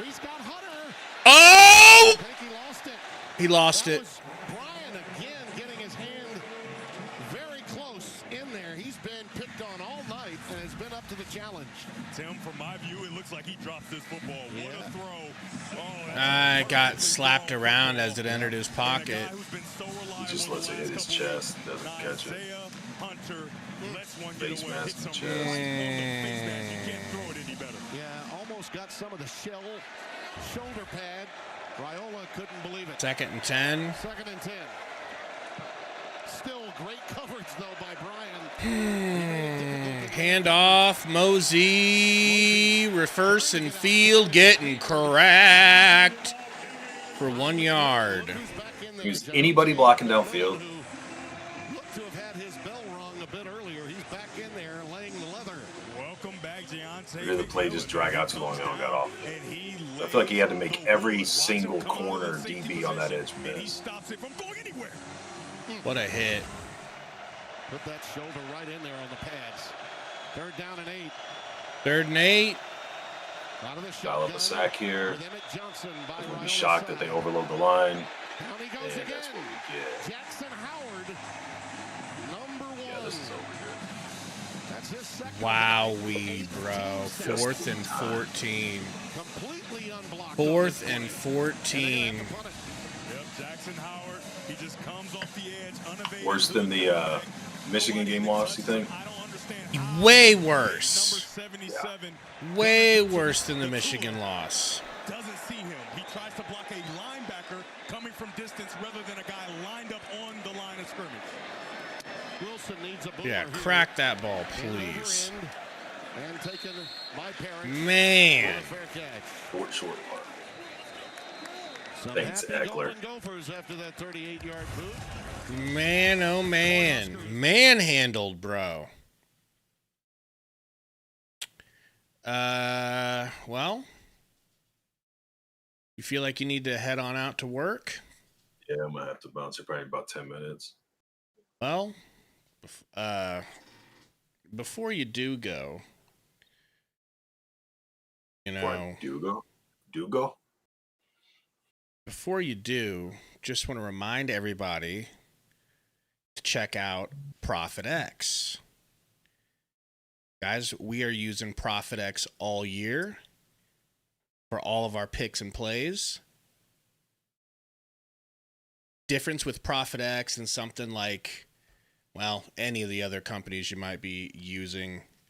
On ProfitX, you're going up against real people, not the house. So it can be easier to win if you know what you're doing. You can even request your own odds, which I think is really cool. And then if somebody disagrees with you, which never happens, they can play you on the odds that you picked. Sign up at profitx.co or download the app. Use the code RANT, and they'll get you guys an extra $200 to play with for your first 30 days. Sign up now. Shout out to ProfitX. We're going to hang on your every word down the stretch here, Gary. I want you to know that. Man, I don't know if I can operate under that kind of pressure. I mean, is there an even time now? Like hypothetical. There's 9:37 left. When you say is there time, is there mathematically enough That's time what I'm asking. for a competent team? Yes. You could add another quarter, and the only You don't think that we can get it together out of nowhere? Like, like if Hunter didn't drop that big pass, don't you think things could be different? I mean, yes, but he did drop it. That's my point. Even when you have an opportunity to get out of this, turn something on, find something that might start working a different seam that you can make a gap and work with and try to whittle away. They can't capitalize on any of it. You hold them to these third and longs, and you've got the same corner back-to-back holding plays, extending drives. You get good pursuit in a cutback, and you give up a 80-yard damn near touchdown run because people can't tackle. Like, those things, none of those things are being capitalized on, being fixed. The scheme isn't changing. You're still not seeing Raiola drop back and get rid of the ball. He's still holding on to it, staring down Emmett while he's running, trying to get something else so that the defense has time to come up and play on him. You get the ball to Emmett quicker on the next play. The receiver is tight end, whoever doesn't block, because he's got a safety and two corners or two safeties in the corner come in. He's got to try and make miss, and Raiola's the closest guy to help block. You know they're blitzing the shit out of you. They're overloading you every third or fourth down, and you've got no answer for it. You have no quick turn and get the ball out while the line's coming. Like, no. There's no realistic scenario where this swings momentum the other way. Quick first down. It's actually just going to get worse for Minnesota. Wearing the white jerseys and white pants. They've been on the field a long time in this second half. You got no edge to the defense. You don't. That's not a lie, Fox. Every time they rank us, we lose. It's crazy. It's crazy. Woo! Those numbers are getting even more dramatic as the game goes on. I mean, doesn't that say more about the and this isn't the committee poll, it's just the AP, but they want Nebraska ranked. Like the brand, they're the Big Ten, it's all Big Ten and SEC teams that are ranked anyways. Like, I feel like we get ranked without like taking it, like making it to where you can not rank us. It's like, yeah, I don't think they're a top 25 team, but they're in the thing, and then they lose. It's like, yeah, Before the snap there. can't win when they're ranked. It's like, well, they shouldn't be ranked half the time. Shouldn't have been ranked last year before Illinois or whatever game it was. Shouldn't have been ranked this week. So even after a good play, so I don't really care about the ranking shit, especially this early in the season. But they could say we lined up offsides again. There have been opportunities out there, and you've just shot yourself in the foot. Yeah. Whether it be a pass interference, a hold, they line up offsides. You just continue to give Minnesota opportunities. Minnesota is not a team that's going to beat themselves, and it's on full display tonight. Yeah, they had the really 1st and 5. In terms of having to deal with Nebraska. First down. Embarrassing, dude. It's another first down. At least it looks like it's a first down. I mean, if something drastic doesn't happen, Nebraska may not get this football back. And if they do get it back, it'll be because there's another touchdown on the board for Minnesota. This run game and this offensive line just continues to move Nebraska's defenders off the football. I feel you, bruh. Many of them did. They were I feel you. Well, they were fired up. Opportunity to win back-to-back road games, which hasn't happened in a very, very long time. Tighten up. Since 2006, in fact. Pitch out to the right. Dude, these corners are playing 7-9 yards deep and then turning around, and then they're just. If you give up a 50-yard deep pass for a touchdown, whatever. Get up and play tight so you can stop the run or the short passes. They're not looking to claw back in like we are. They're trying to eat clock and just keep the ball moving forward. And you just play the softest coverage possible, and then you have guys bailing right when the ball snaps. Face mask. We just lost another 15 yards, by the way. Cool. All right, man. I gotta get going. This is good luck to you, sir. We'll win it without you. We're gonna be positive, and we'll rally the troops and come back next week. We just need to get rid of your negativity. That's probably what it is. And then when you're gone, so the sooner you leave, the better, to be honest. Yeah. I'll get out of here. That way you still got a good 6.5 minutes to mount this comeback. Thank you. Later, man. Later, bro. And a run up the gut for another 12, 13, 14 yards. Nice and easy. Movement by the offensive line, the middle of your screen. Center number 78, Ashton Beers, gets to the second level, and then the rest is all. That's upsetting. It's your boy. And by the way, we're talking about being in the hunt potentially. As maybe that Mason Fleck just owns Nebraska. This is worse. Like, it was a closer game when we had Jeff Sims. That's crazy. Very early first road game for this young quarterback, Lindsey. Minnesota can be heard from within the Big Ten too. Under center here, get a little handoff, and finally a nice tackle in the backfield. They need some tackles for losses, and best case scenario, really a turnover. Oh yeah, they certainly need a turnover. Need a turnover or a missed field goal. Right here, right now. The clock just continues to tick, tick, tick, tick, tick. And then you look at the timeout situation for Nebraska. They only have 2. Yep. Yeah, if you don't see Jones in there, there's a good reason why. Tied up. Am I still in here? No, we're going to go with an extra tight end. We're going heavy. Technically second and goal, even though they're backed up to the 14. Love the maturity of Drake Lindsey, getting out of the huddle late, making sure you use all of the play clock. Hand off. Maybe a yard. Goes ahead to the 13-yard line. You just don't expect this type of maturity from a freshman quarterback. Understanding the situation, knowing when to get out of the huddle because you have motion. He knew exactly how much time he needed to make sure he got that motion in and got that play snapped before the delayed game, and there's a timeout on the field. Nebraska's down to 1 after that. That's a good question, Mason. I feel like I haven't heard Harburg's name called at all. I don't feel like I've seen him throw a block. I don't feel like I've seen him make a catch. Nothing. Not that that's the reason why we're getting the doors blown off of us, but...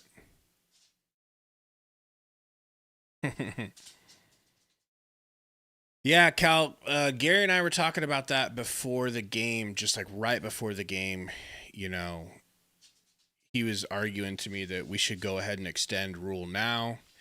And I was like, I don't know, man. I feel like we're being pushed ahead of schedule of when we should do that. Like, we should make sure that this is a 2-loss, 3-loss season before we do it. But the whole Penn State thing is going to push us into doing it faster.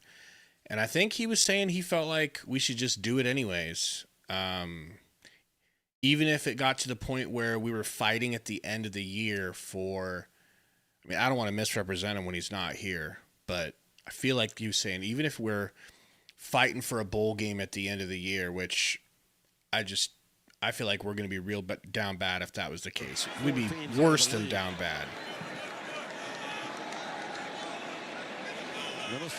Third and goal. Got to get a stop. Maybe a fumble. Good tackle. They get back to the middle of the field goal for that field goal. With the tackle. But I'm sure they'll slap home.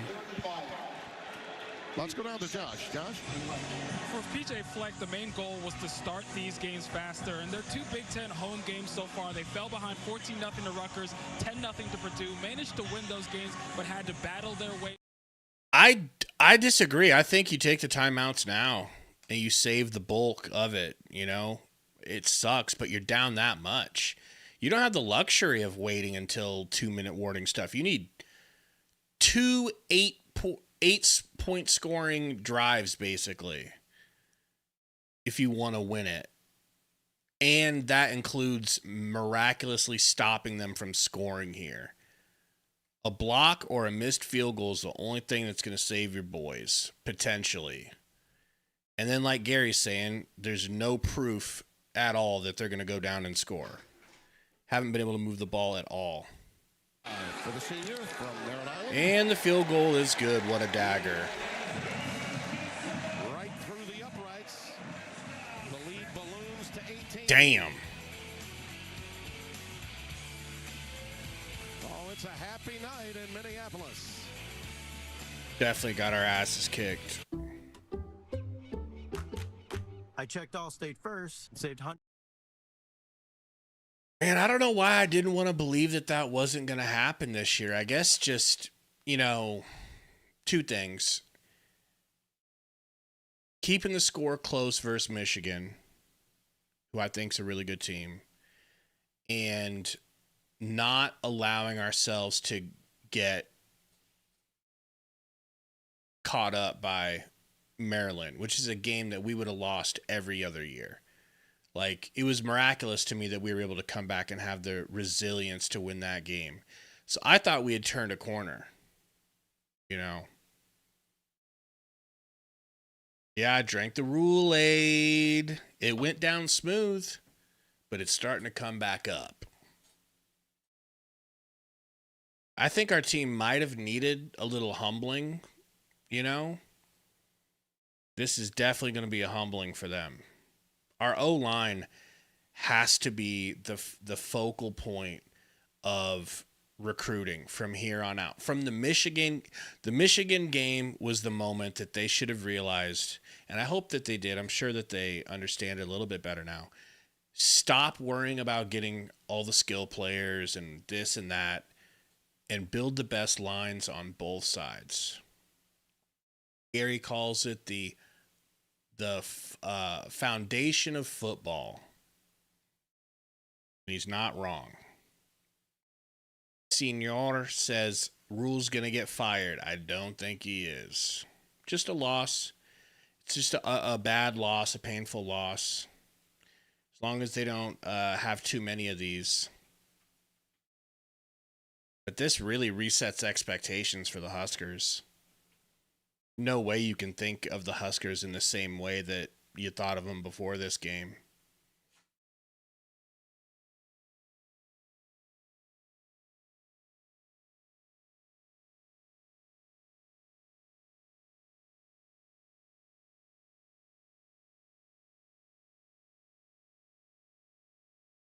Yeah, Dylan says Rule's not getting fired. Greg says, when's Rule's next podcast? When does he usually drop his podcast? Sometimes they drop it like twice a week. I think like Tuesdays and Thursdays. I can't wait for his next press conference. I mean, post-game. Hey, we get to speed up. Since Gary's not here, we get to be on time. Which had been all Nebraska this season. After tough third quarters, they've been shut out. Yeah, Juan, I don't know if they can fire him because they don't want to piss off Dylan. And it's a touchback. You Fox know? College football is sponsored by Wendy's. Get Wendy's $8 JBC meal deal for a limited time only. You know, JBC. Mike wants his mommy. I don't blame you. It's a junior bacon cheeseburger. There you go. There you go. Yeah. They're very delicious. They're not too big, not too small. My granddaughters, okay, in Mississippi, Tara and John's kids, they love the JBC. Oh, yeah. I've had to stop and get it for them.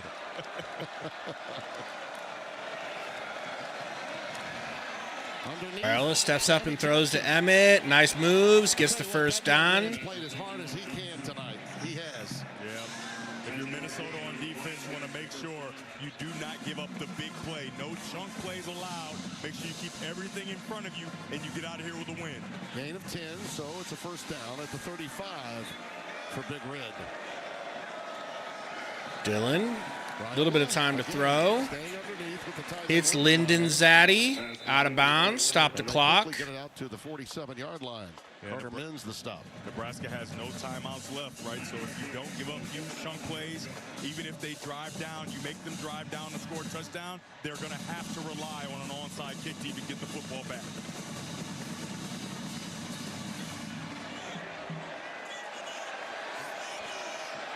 Four wides and Emmett Johnson in the backfield. That's Lindenmeyer into the slot left. Raiola looking for that tunnel screen to Hunter. There it is. They're ready for it. He gets a nice little chunk on it. Nothing like we had before. Maverick Baranowski is down on the field. Boy, what a tough customer he is, this young fella. Out of the state of Florida. Free timeout for Nebraska. He comes in late and gets an Hope the extra kid's shot okay. On Hunter before he gets to the ground. Comes from an athletic family. His mom was a great beach volleyball player. And enforcer. Yeah. In the home. Absolutely. Yeah, she's probably in the stand saying, get up. Yeah. He says she was the enforcer at home. You're going to see him come in late and finish this play off. A little bit of friendly fire there at the end as well as he's going down. Yeah, I think a safety rolled over him there. He's up. Mama's happy now. Leland Parrish has been so big all season long. Josh Sims has. You think so, Moonbot? Yeah, going into the season, I'll be looking out for that. Me and Gary's video isn't going to come out until the morning. 3 games into the season, and Coach So. PJ Fleck just basically said we put too much on his plate. We dialed it back. He is a safety first. That doesn't mean he's not going to play offense going forward, but he has to earn it. We saw him with a big game-sealing pick 6 last week, so expect him to hopefully get some more offensive snaps later this season. Yeah, without that, they don't win that game. It's a much improved Purdue team. Brown kid can play. Raiola, handoff. Emmett Johnson. Emmett. Well, he decides to Gets 9. as much yardage as possible, but the clock will continue to tick. But we are wasting time here. Being tackled in bounds there before the first down is not good because the clock doesn't get the chance to stop while they move the chain. Yeah, he could have taken himself out of bounds easily, chose not to. 2nd and 1. 3.5 to play. Raiola stepping up. Sidearm under pressure. No good. Does stop the clock, though. In the direction of Johnson. And he's hobbling a little bit. His giddy up. He had to contort his body as he was rolling left and throwing right. See what happened to him here. Maybe he got stepped on here. Let's check it out. His leg. It's his leg. He's going to hit the offensive lineman, right? And that's kind of getting in that quad area. That always hurts. That didn't look that bad. 3rd down and 1. Didn't really get a good look, though. Ives, 28, is checked in at running back. Ives in the game. All right. 3rd and 1. Raiola. Bad, wild pass. 4th and 1. Game on the line, as if it wasn't over. Got a feel for Raiola. He's been running for his life, and fairly similar to really 2.5 quarters of the Michigan State game. Yeah, you got to give a lot of credit to defensive coordinator Danny Collins, man. He saw that he can't be protected, so we're going to send guys, but also we're going to take away those quick throws, and it's really frustrated this Nebraska offense.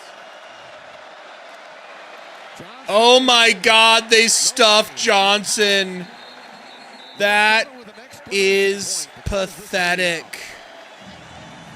Woo!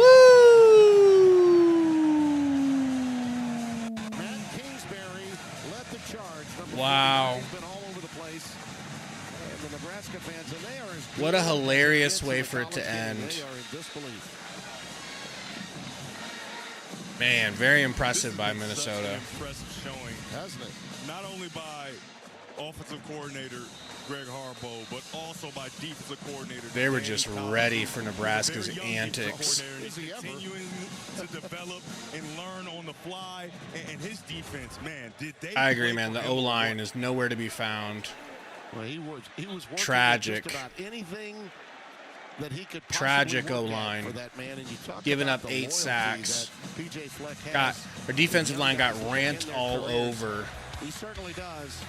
That's how active they were, Devin. Yeah, the sacks are what really won this football game. They've been exceptional. And I'm just telling you, you had to know this was coming. You want to know why? Because when we were in the building, what do we see in Danny Collins' office?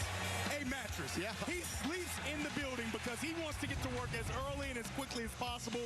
All of his hard work and sleeping in the office and using an air mattress, it's all paying dividends tonight. By the way, if you see Danny Collins, you would swear he was a grad assistant runner. Yeah. Oh, my God, Mike, what are the Trojans going to do to us? I was already scared of the Trojans before this. He's not only staying up. They're going to have a field day. He's also watching every press conference that the hand off, up the gut for a yard. He almost becomes, in a lot of ways, yeah, they're going to go crazy on us.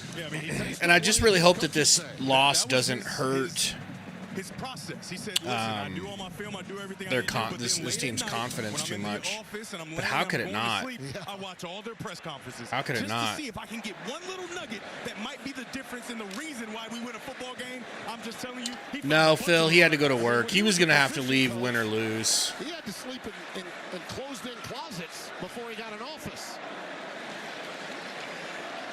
Darius Taylor back in there. Hand off. Nice stop again. Just shy of the 40-yard line as we come to the 2-minute timeout. He's, I'm not supposed to say anything, but they're looking at him to take over Pete Hegseth's job as Secretary of War. So he had a meeting for that. From big noon forward, and hey, guess what, doing Tim? that tomorrow. I'm going to get back enough time, and I'm going to be at big noon. Really? In Ann Arbor. Wow. Oh, yeah. Well, you need to make yourself available. You need to tell Joel and Gus whatever they need, you'll run and get it for them. Oh, is that right? How about these Big Ten storylines? Yeah, how about that one? James Franklin gone, only took 15 days. Who to replace him? Well, you see that Penn State will probably get their act together for us. The Hollywood hype is all around young Neuheisel and the skipper, his head coach, and of course the Kurt Cignetti story. He cashed in big time. And by the way, everybody's going to be chipping in the state of Indiana. And in my top 15 that I put out just for blanks and giggles, I've got Indiana #1.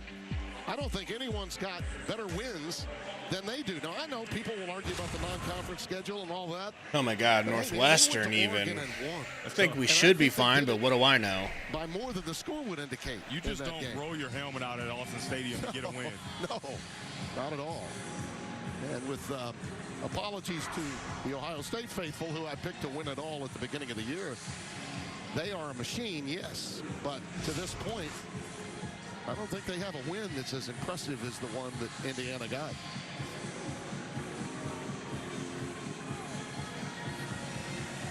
Now, Drake Lindsey is a young man that came from Fayetteville High School. Not really a prospect on his team other than himself. Player of the year. And a young man that really did it all. I'll tell you somebody else that was really good in high school. This guy right here, he was pretty good in high school. Yeah, that guy right there, Devin Gardner, led his team to the state championship game. You were wearing 7 back then. You were rolling 7s in high school, huh? Yeah, I was number 7. My favorite quarterback was Michael Vick. It's pretty well known. Yeah. And then I got to work with him. Saw him at the seminar a few years ago, and it was a great experience for me. High school football. Gonna get this show on the road or what? Yeah, and you began calling. Yeah, 3-will. That's gotta get those reps. Be on the watch for a November slum. Yeah, with Jeff Bile making sure I'm doing. We're getting it started early. And then I got the call to the big time with old Tim Lee Brando. Oh boy. Well, I started out with my father, Hub Brando, at age 14, and now look.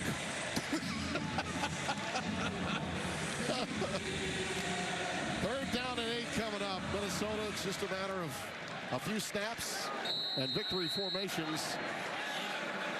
And we can start thinking about that great smorgasbord of college football we've got to watch when we get home. Taylor. Oh, all right, they get a stop. This is a huge signature win. Oh, is it ever? Yeah, I mean, I guarantee you, Nebraska didn't see this coming. Hell no, they didn't. And most of college football probably didn't. That seemed to be an arrival victory at Maryland. By the way, that's an interesting game. Maryland and UCLA tomorrow. The way that quarterback for the Terps, Loxley's got himself a quarterback. I mean, he's got a big-time quarterback at Appreciate you, Mike Miller. Thanks, man. UCLA, who right now is the belle of the ball in college football. Yeah. This is our first big that game, along with a few big others, mess will up. Probably determine where we'll be next week. We'd called all the games correctly before this one. Should have seen this coming. I mean, I did say I opened the video by saying I can't count this Michigan or this Minnesota team out because of X, Y, and Z. You know, Fleck's too good of a coach. They have our number. They always play us hard. You know, Gary's like, oh, that's a thing of the past. That's with the rule, or that's with Frost, and it's like, I don't know, man. I don't know. Still thought we would win. Not saying I didn't. We got a lot more work to do. And I don't know that the student body's going to come out for this one. I mean, yeah, they're ranked, but we'll see. Weston will punt it away. Ja'Cory Barney is again back deep.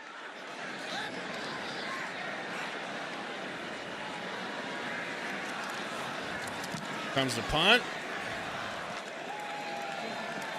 Barney's going to get a return. A little bit off to the races. Oh, nice broken tackle. Ooh, got smacked at the end in the head. That's a great return. 45-yard boot and a 30-yard 56 seconds to go for the Huskers to come down here and try to put a Fugazi touchdown on the board, make it look like we didn't get bent over, though we did. Northwestern, hey, Coach Braun's had a big one. We know that against Penn State most recently. USC, they look gettable. I mean, they do. UCLA, Penn State, Iowa. I mean, those were all games that you'd have to say, if they're not favored, they're not going to be that big of an underdog. So it all set up for them if they could have come out of here with a victory. But it was not. Yeah, Blue, I mean, I really do feel like the rushing yards are exaggerated because that one gigantic run. I mean, he is the belle of the ball in the Big Ten. He's playing really, really good football. Pass out to Linden for a good no yards. But kept on going forward to midfield. Why is that even being drawn up at this point? Why is that even the call?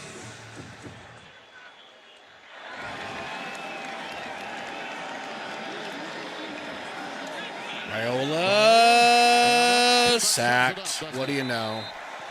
The ninth sack of the night. And credit Anthony Smith. It's insane how bad this offensive line is. That's been the story of the game. And they got even worse since Pritchett went out. Raiola in a few weeks ago against Michigan State. That Crazy. was the story. And it just continues. They have to find a way to protect him. But tonight, it was this defense of Minnesota, their young quarterback, who I think grew up even more. And that's the end of it, huh? Unbelievable performance by Minnesota, both on offense and defense. The crowd is storming the field. They're storming the field. They're out on the field. I don't know about all that, but hey, at least they're showing the Huskers the respect of, you know, they feel like it was a big win. I'll take it. Matt Rule, who, by the way, is a whale of a coach. You got to believe that there'll be a bounce back in this Cornhuskers team. I don't know, Phil. I mean, if you depends on how you interpret the rule. By the rule, he hit a defenseless player up high. Been impressive to watch, and you know, in the meetings, you said you were super impressed with them in the meetings. Yes. You kind of changed your tune. You thought that Nebraska had a bit of an edge, but you thought it was fairly even. We'll keep this post-game show going. I'll have Matt Rule's post-game press conference right here up on screen for you guys. You don't have to go anywhere for that. Hopefully we'll get to hear from some of the other coaches, maybe Dylan himself. Away from Raiola, then they may have exactly what it takes, and they are the Let's pull up this box score. That will frustrate Nebraska, who really lives and dies on the dynamic play of their quarterback. Absolutely, just the relentless pursuit. They're talking about how they live and die on Raiola's play, but it's like he can't play well unless he gets protected. He is reliant on an offensive line, and our offensive line is tragic. I don't know how we've done so good this season with them, honestly. And from Detroit.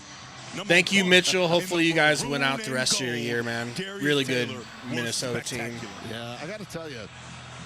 You think half of those sacks were on him? A certain amount were. I'm not going to say you're wrong. I'll have to go back and look at them and count them up. Transactional period of college football. Minnesota does I have to go back. You're right. Some of them are on him. Some of them he's holding it too long.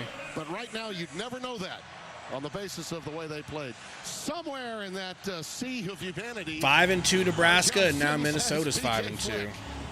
Let's listen to your boy PJ Fleck. You guys were able to establish your game plan from start to finish. What allows you guys to play your brand of Minnesota football here tonight? We're just so proud of our kids, our coaches, our staff, administration. It's a big win for the program. Every year is its own entity, right? Just so proud of our kids, the resolve, put the ball down and play some football tonight. That's exactly what they did. Put your hand in the dirt and let's roll. And I thought they did that tonight. Coach, this was the 7th ranked win for you as head coach of Minnesota, which is a record. What allows you guys to rise to the occasion in these type of games? Our players, how, their heart, their souls, their spirit. We understand we're not a bunch of 5 stars. I get that part. But they absolutely have incredible how and heart, spirit, unconquerable will. That's what they keep showing. That's why I love being at the University of Minnesota, because you get to coach these types of people.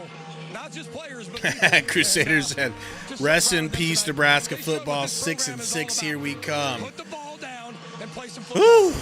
Coach, what is this atmosphere like to have the students? Won't say it's outside of the realm of possibility. I wouldn't have believed you at all before this game, but we're setting a trend. We do this an awful lot. We do this every things year. could go either way now. The expectation just keeps getting higher, but we absolutely love it. You know, do the wheels fall off? Were absolutely unbelievable. That was an incredible environment. And I'm just do so the wheels fall off? You know, everybody, even Coach Rule in Nebraska, everybody pitching in for breast cancer awareness. It's just a huge moment for a lot of us who've been affected by breast cancer within our families and the people we love. So if you're out there, keep rowing the boat, keep that spirit. Brian says, honestly, 6-6 sounds realistic. I appreciate it. Roll the boat, Sky Mile, go Gophers. Leave it to Coach well, to remind us of what's cannot wait to hear from Matt Rule. The thing is, if you're mad at play calling, Matt Rule can't really be held accountable. You know, he doesn't call the plays. Offensive line, as far as who are you going to blame sacks, offensive line or Raiola? I think it's, you know, it's on both of them. But I tell you, when Pritchett came out, the wheels fell off of the offensive line entirely. It was already bad, and then it just got out of hand. 6-24. Let's check out the stats here. 177 yards, no interceptions from Raiola. 153 for Drake Lindsay and 1 tutty. 24 carries for 148 to 14. Emmett only got 14 carries. I would have thought he would have been over 21 carries. And they really did not. And I know that Minnesota was doing a good job of stopping it, but they were stopping. They certainly were stopping the pass. So I don't know how you justify not going to Emmett more than 14 times. I know that Holgorsen talks about, like, if it's not there, I'm going to call different plays. I've got a lot of plays I can choose from. If something's not working, I'm not going to keep trying to force that issue. Okay, well, I don't know how to square the fact that we had 63 rushing yards from Emmett on only 14 tries. It's nuts. That's not how you were going to necessarily win this game. I guess you can, but Rushy says 14. Forget firing Donnie, fire Holgorsen. What the F? Coaching malpractice. I mean, maybe I'm wrong, but do you guys feel like ever coaches are allowed a bad game? Like, the players certainly are going to have multiple bad games. If things trend this way continuously, yeah, you already know. I'm the one that made a video last year called Marcus Satterfield is a football terrorist. Like, we'll turn. We will turn. But I feel like Holgorsen has enough goodwill that I can allow for a bad game. But it was a bad game, and it can't continue to be like this. Living in Omaha, Dave Matney says this is on the OL. I want to put it on the OL, living in Omaha as well, but I also don't want to completely obfuscate the responsibility that Dylan Raiola has to get rid of the ball sometimes.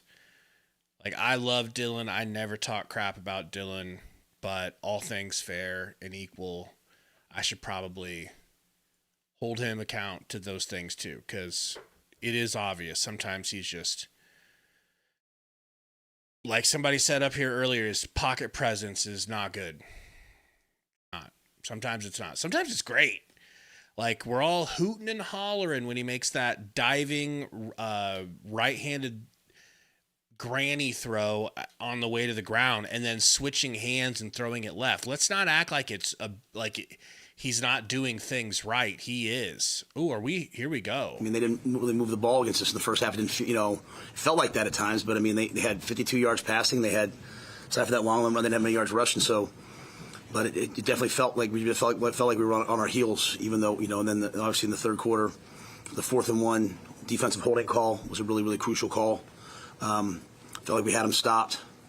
Everyone played the play, and But so defensively, I just we're on the field a lot.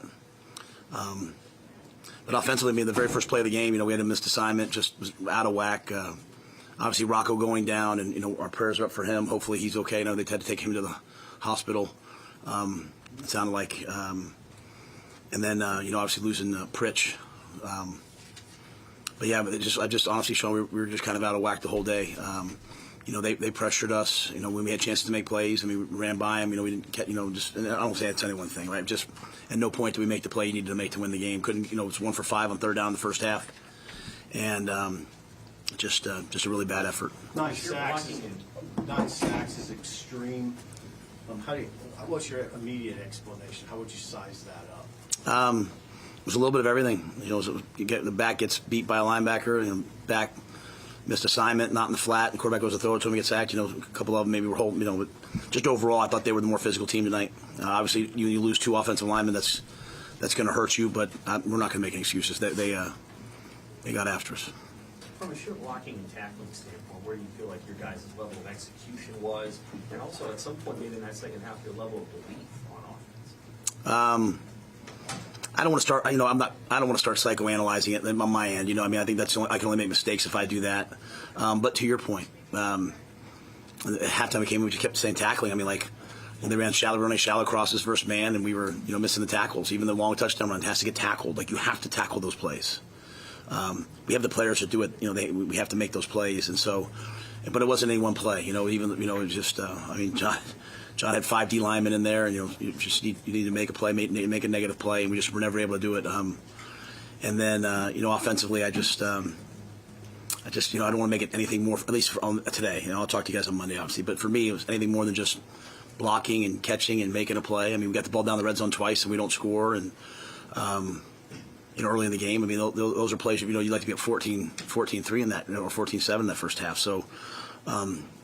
I just think it was just they were just absolutely the better team tonight, and we never took advantage of anything the whole night. I'm sorry. What was the explanation that you got on Pritchett's targeting penalty?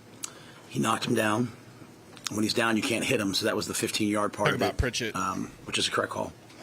And then they said that he led with his helmet and hit him in the helmet, so that therefore is targeting. That I don't believe. I didn't get much else other than that. What did you see from your kids' focus tonight? Coming into the game, how did you feel about their attention to what was in front of them, and then obviously as the game went on too? Yeah, just like I just said on offense. I can't say it was. I said there was missed assignments, there was mental errors. I just really disappointing. I think on all of our end. On defense, it just felt like we just like penalties and things like that.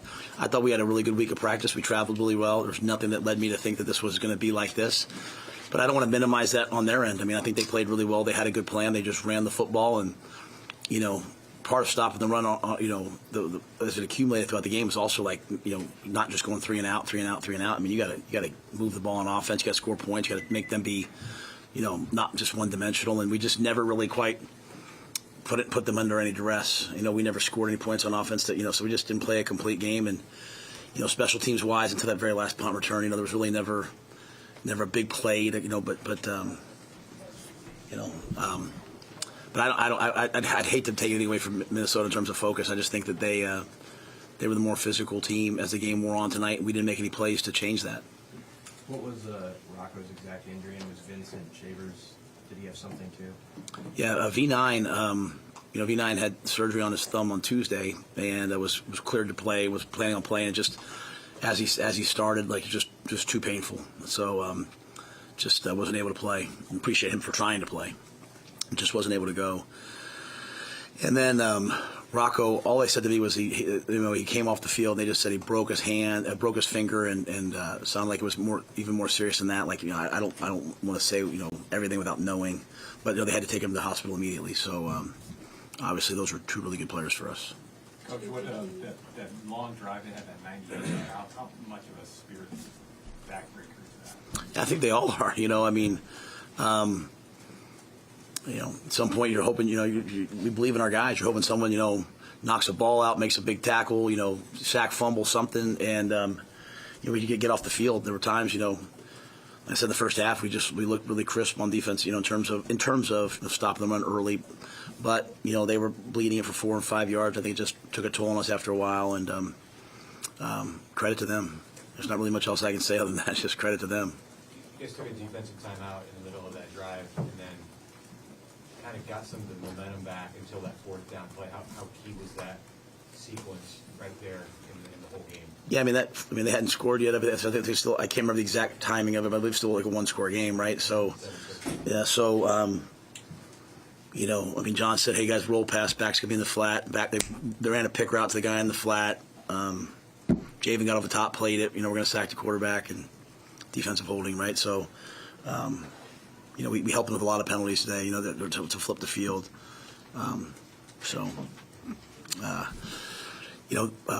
At that point, we're kind of starting to have some issues with some bodies. Defensively, some guys were getting banged up, so we kind of had to go to a 4-down front. Took a timeout, and that's the play. You're hoping you make that 4th and 1 stop, and that's the play that kind of ignites you.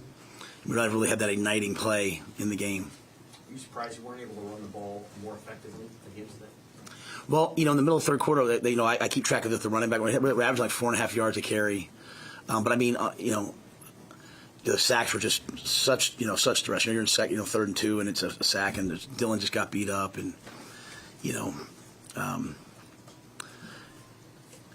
there was just a lot of free runners, a lot of guys. Him getting Emmett. I thought Emmett was really good again tonight. Just getting hit in the backfield. A lot of. They did a lot of things. I came in I knew they were going to blitz us. I said, hey, they're going to blitz you. They're going to pressure you, and we had some RPOs built in to try to beat it. Some checks try to beat it. We never really beat it. And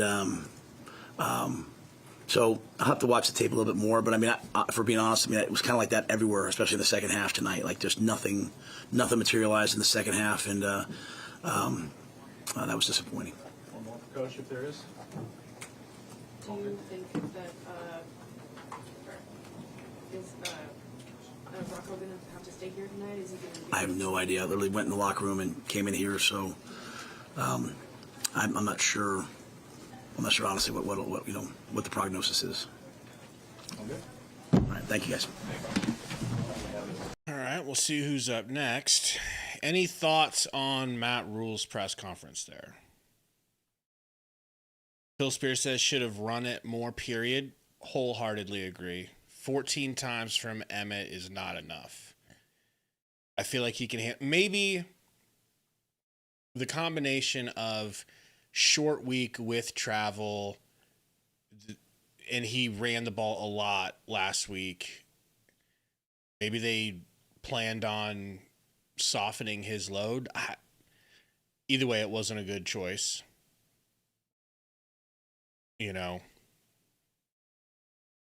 So, Bell, I know you're kind of suggesting bring in a different quarterback. You're letting Raiola get squashed out there.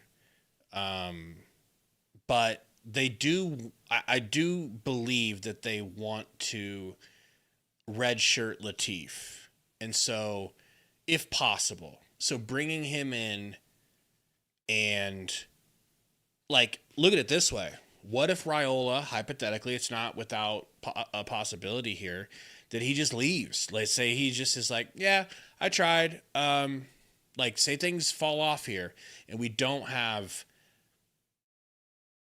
let's say we end up with 5 losses, 6 losses, which would be unthinkable at certain points this year. And let's say Raiola decides to leave. You want to have all the eligibility there for Latif. Because he's really good.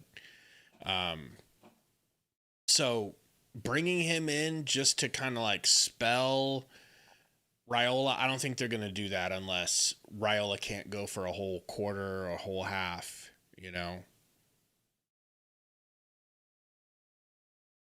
I think you might see, probably not. You probably would see him in, but I could imagine Gramstad going in.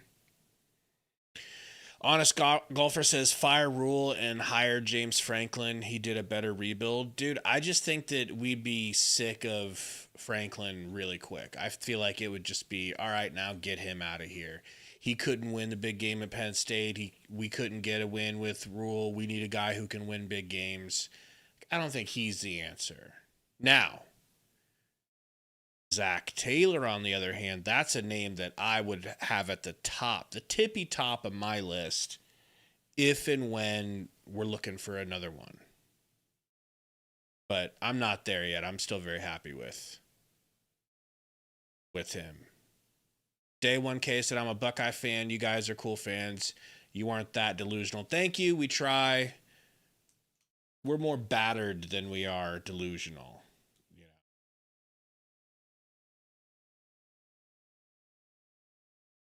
5-8, Bob the Rapper. 5-8, Bob the Rapper says the players lost the game. Lines for sure. Both lines, man. We couldn't stop their... I mean, we did stop their run a lot. But there were too many big runs. There was too many 4-yard runs. You know what I mean? Too many easy, sustained drives because they could just get what they wanted on the ground. Just enough. You know. Are they day one? I mean, most fans are. I think if you stuck around here long enough, you'd see our fans could be pretty delusional too.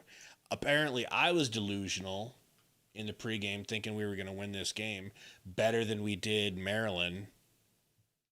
Talk about cope.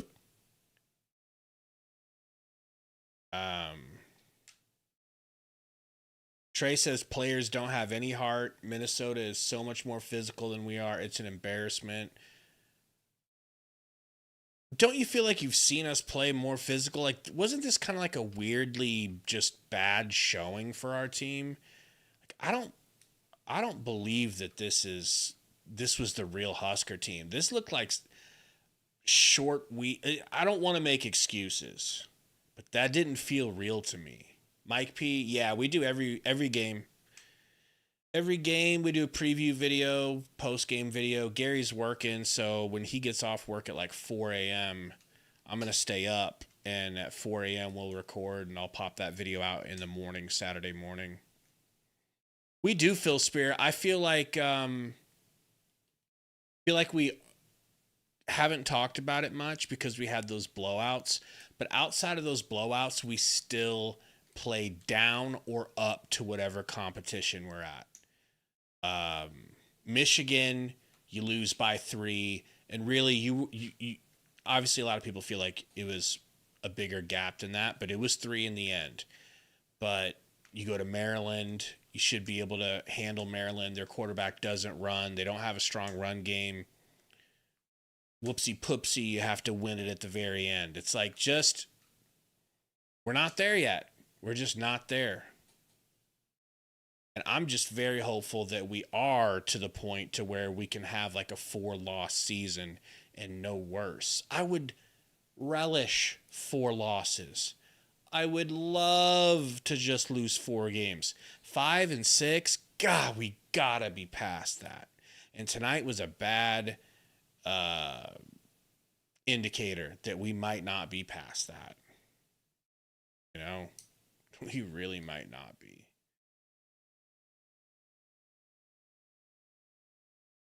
Justin says, at this point, maybe a win against Northwestern. Maybe, but that's it. I would have more hope if the score was reversed. So, I haven't really thought about it yet, but is our schedule really that bleak ahead that Northwestern would be the only win you see on it? I'm not saying I don't believe you. Genuinely asking. Gordon says, F this team, let Rule go to Penn. I don't think they're going to want him after this one. They're going to look at that and be like, ugh. On second thought. Matthew Bear says the elephant in the room is Donovan. Oh, we can talk Donovan because Gary's not here to protect him. All right? So when Donovan was retained, I'm sure you guys know this. I'm not teaching you guys anything you don't already know, but just think back. Matt Rule takes over. Everyone gets fired on the staff. Everyone except Donovan Raiola. And I told Gary, it's obvious why he keeps him. And I don't know why Gary has always had his back, other than the fact that we've never really had that much talent. So his thing is like,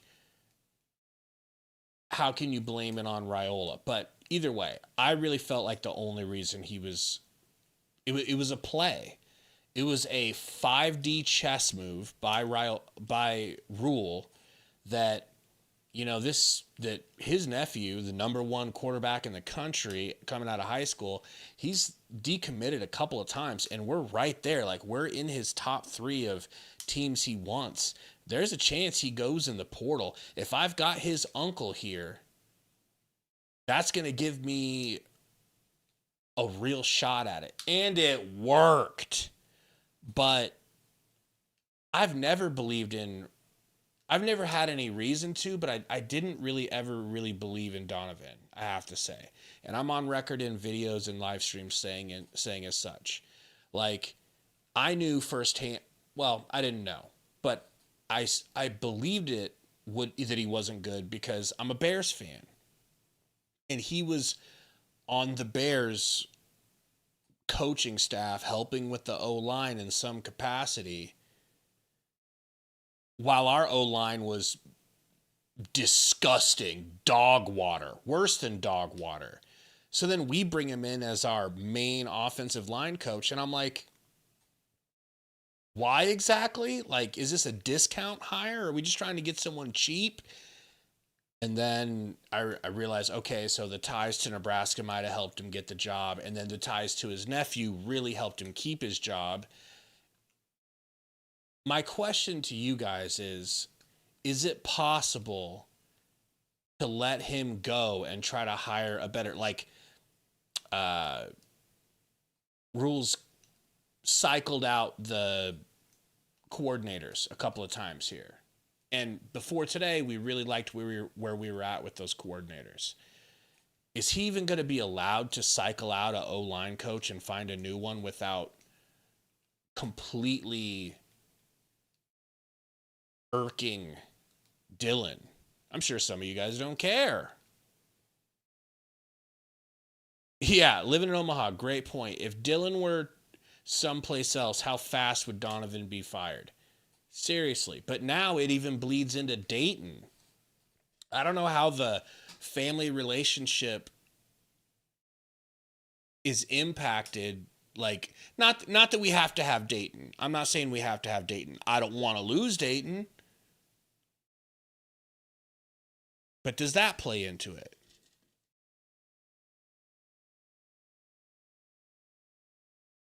Matthew says, set the boy down, explain to him that his uncle is terrible and that we appreciate it if he stays, but his uncle can't. I mean,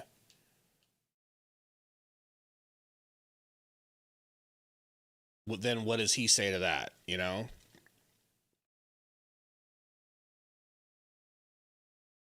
I mean, then you have the simple fact that we don't recruit great offensive linemen for whatever reason. I think we have some up and coming. Like, I'm really excited about Grant Bricks, but he's young. And are they redshirting him, or did he already redshirt? I think they're just developing him. But I'm excited about Grant Bricks. Outside of that, we're going to have to keep going into the portal and spending money to get better and better because we don't have it on the roster. And for whatever reason, it's tough. It's just tough for us to find really good stud O-linemen, as evidenced by the last 5 years of our quarterback getting smashed to bits week in and week out. Alexander says, bro, it's done. I don't know. I hope it's not done. I hope the whole season doesn't have to fall apart because you had one embarrassing loss. But we've seen teams come undone for this, for more, especially like you look at how Penn State completely unraveled. I certainly hope it ain't that. But then it's like, did Minnesota not just go out there and put on tape a perfect blueprint for how to beat Nebraska? Slow and steady wins the race. Let's listen to Emmett here. I am interested in this. Going off the passes, but what was your vantage point on the struggles tonight to protect Dylan and keep him off the turf? Yes, sir. We just got to be better. We got to go watch the film, look for things that we got to do better in terms of blocking and everything else, and just learn from it and grow. Emmett, it's been a really noisy week around here with Coach Rule and all the speculation about the open Penn State job. What did you feel in light of that?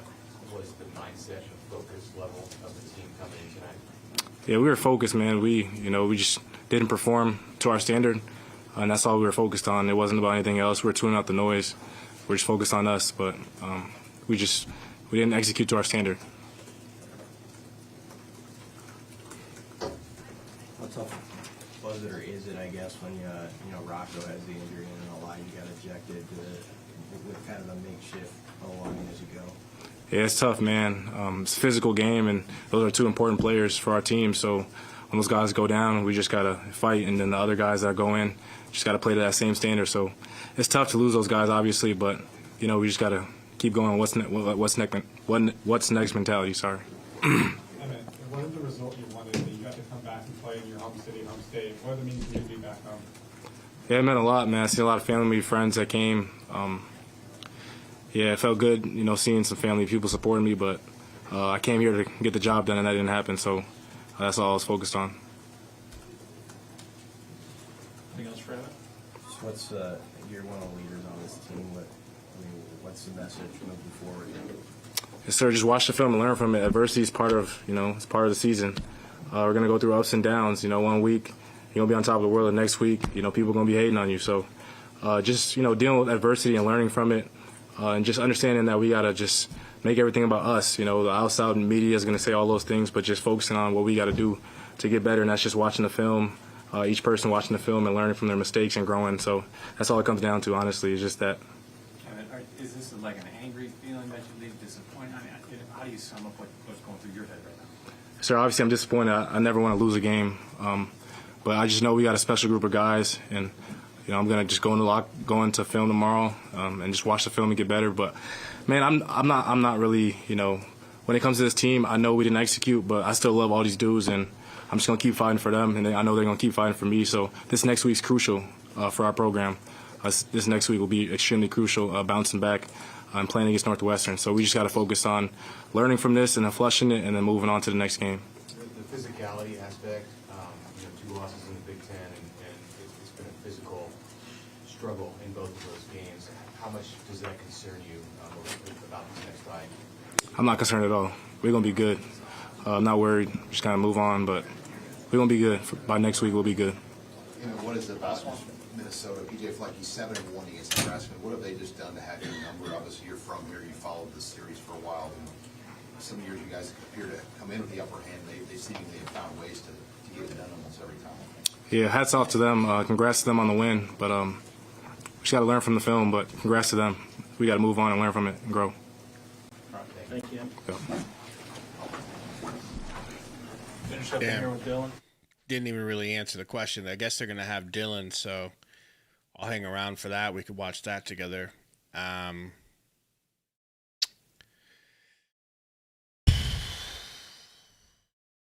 This is such a pivotal week, like he's saying. Dylan, obviously, you're the guy that's. I hope they have a great week of practice. Why the protection broke down and why you got sacked as often as you did. We just got beat, flat out. We just got beat. I mean, I don't know. I have to go back and watch it, but we got outplayed. As simple as that. Dylan, the first half, it took some pretty extraordinary efforts even to get 6 points. The throw that you made in Isaiah when you were falling down, a left-handed throw, and still it was just a couple of field goals.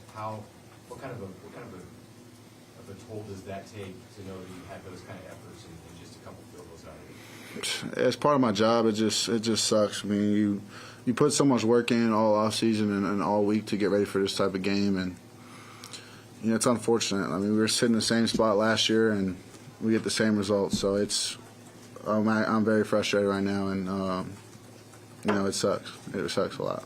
With the same in a similar position as last year? What's different about this year's team? We're a lot closer. The guys know how we're going to respond, and we're excited. We're excited to get back to practice, and this one stings, and we get tomorrow off, so it's going to sit on us for a little while before we get to practice and get this one out of our system.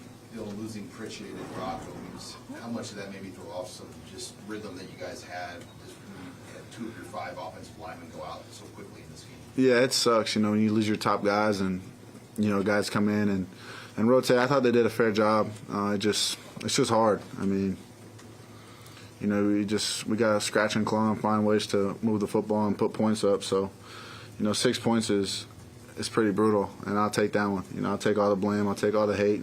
That's fine. That's part of my job, and that's why I'm here. How are you feeling physically after being hit that much?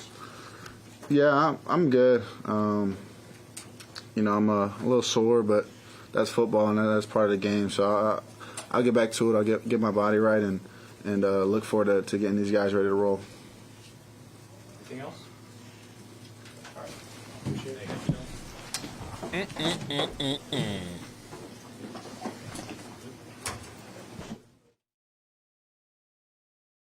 Super excited for Matt Rule's next press conference back in Lincoln.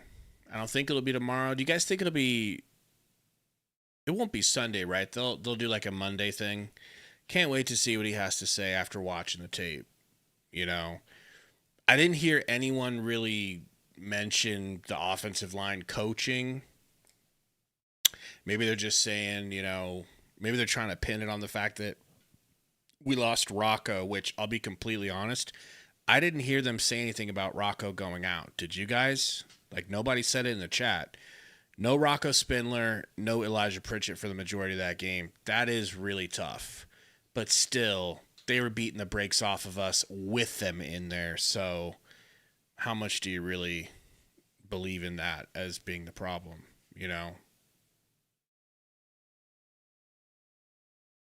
Phil, don't you feel like he ran pretty good today? I thought he ran well. He had that long run up the gut to put us in range for that second field goal to make it 6-7. He definitely got sacked a lot, but I felt like he did some good running around, especially early. But of course, we all know he could be better. Yeah, Tone, it's pretty interesting that they stormed the field, but whatever. Let them do what they want. I mean, we were ranked. It is a top 25. It is number 25, and it is Nebraska, but still,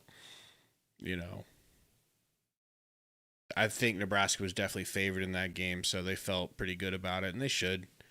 They played great. That could have been like their moment where their season turns around. I mean, they only lost 2 games. Same for us. It's not that bad. Doesn't mean you're a bad team. But the problems of this team are just so freaking glaring now.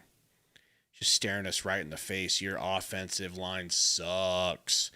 You kind of can't stop the run. You thought it was just because it was Michigan.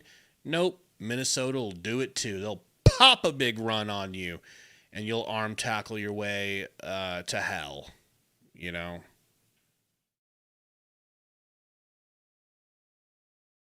Tone says no turnovers is a pretty cool stat. Didn't even matter, though. Isn't that crazy? Not crazy. Oh, man. But, yeah, me and Gary will definitely record tonight and have a video popped out in the morning, so be looking out for that. Of course, we'll be back next week for another live stream. Hopefully, it'll be better than this.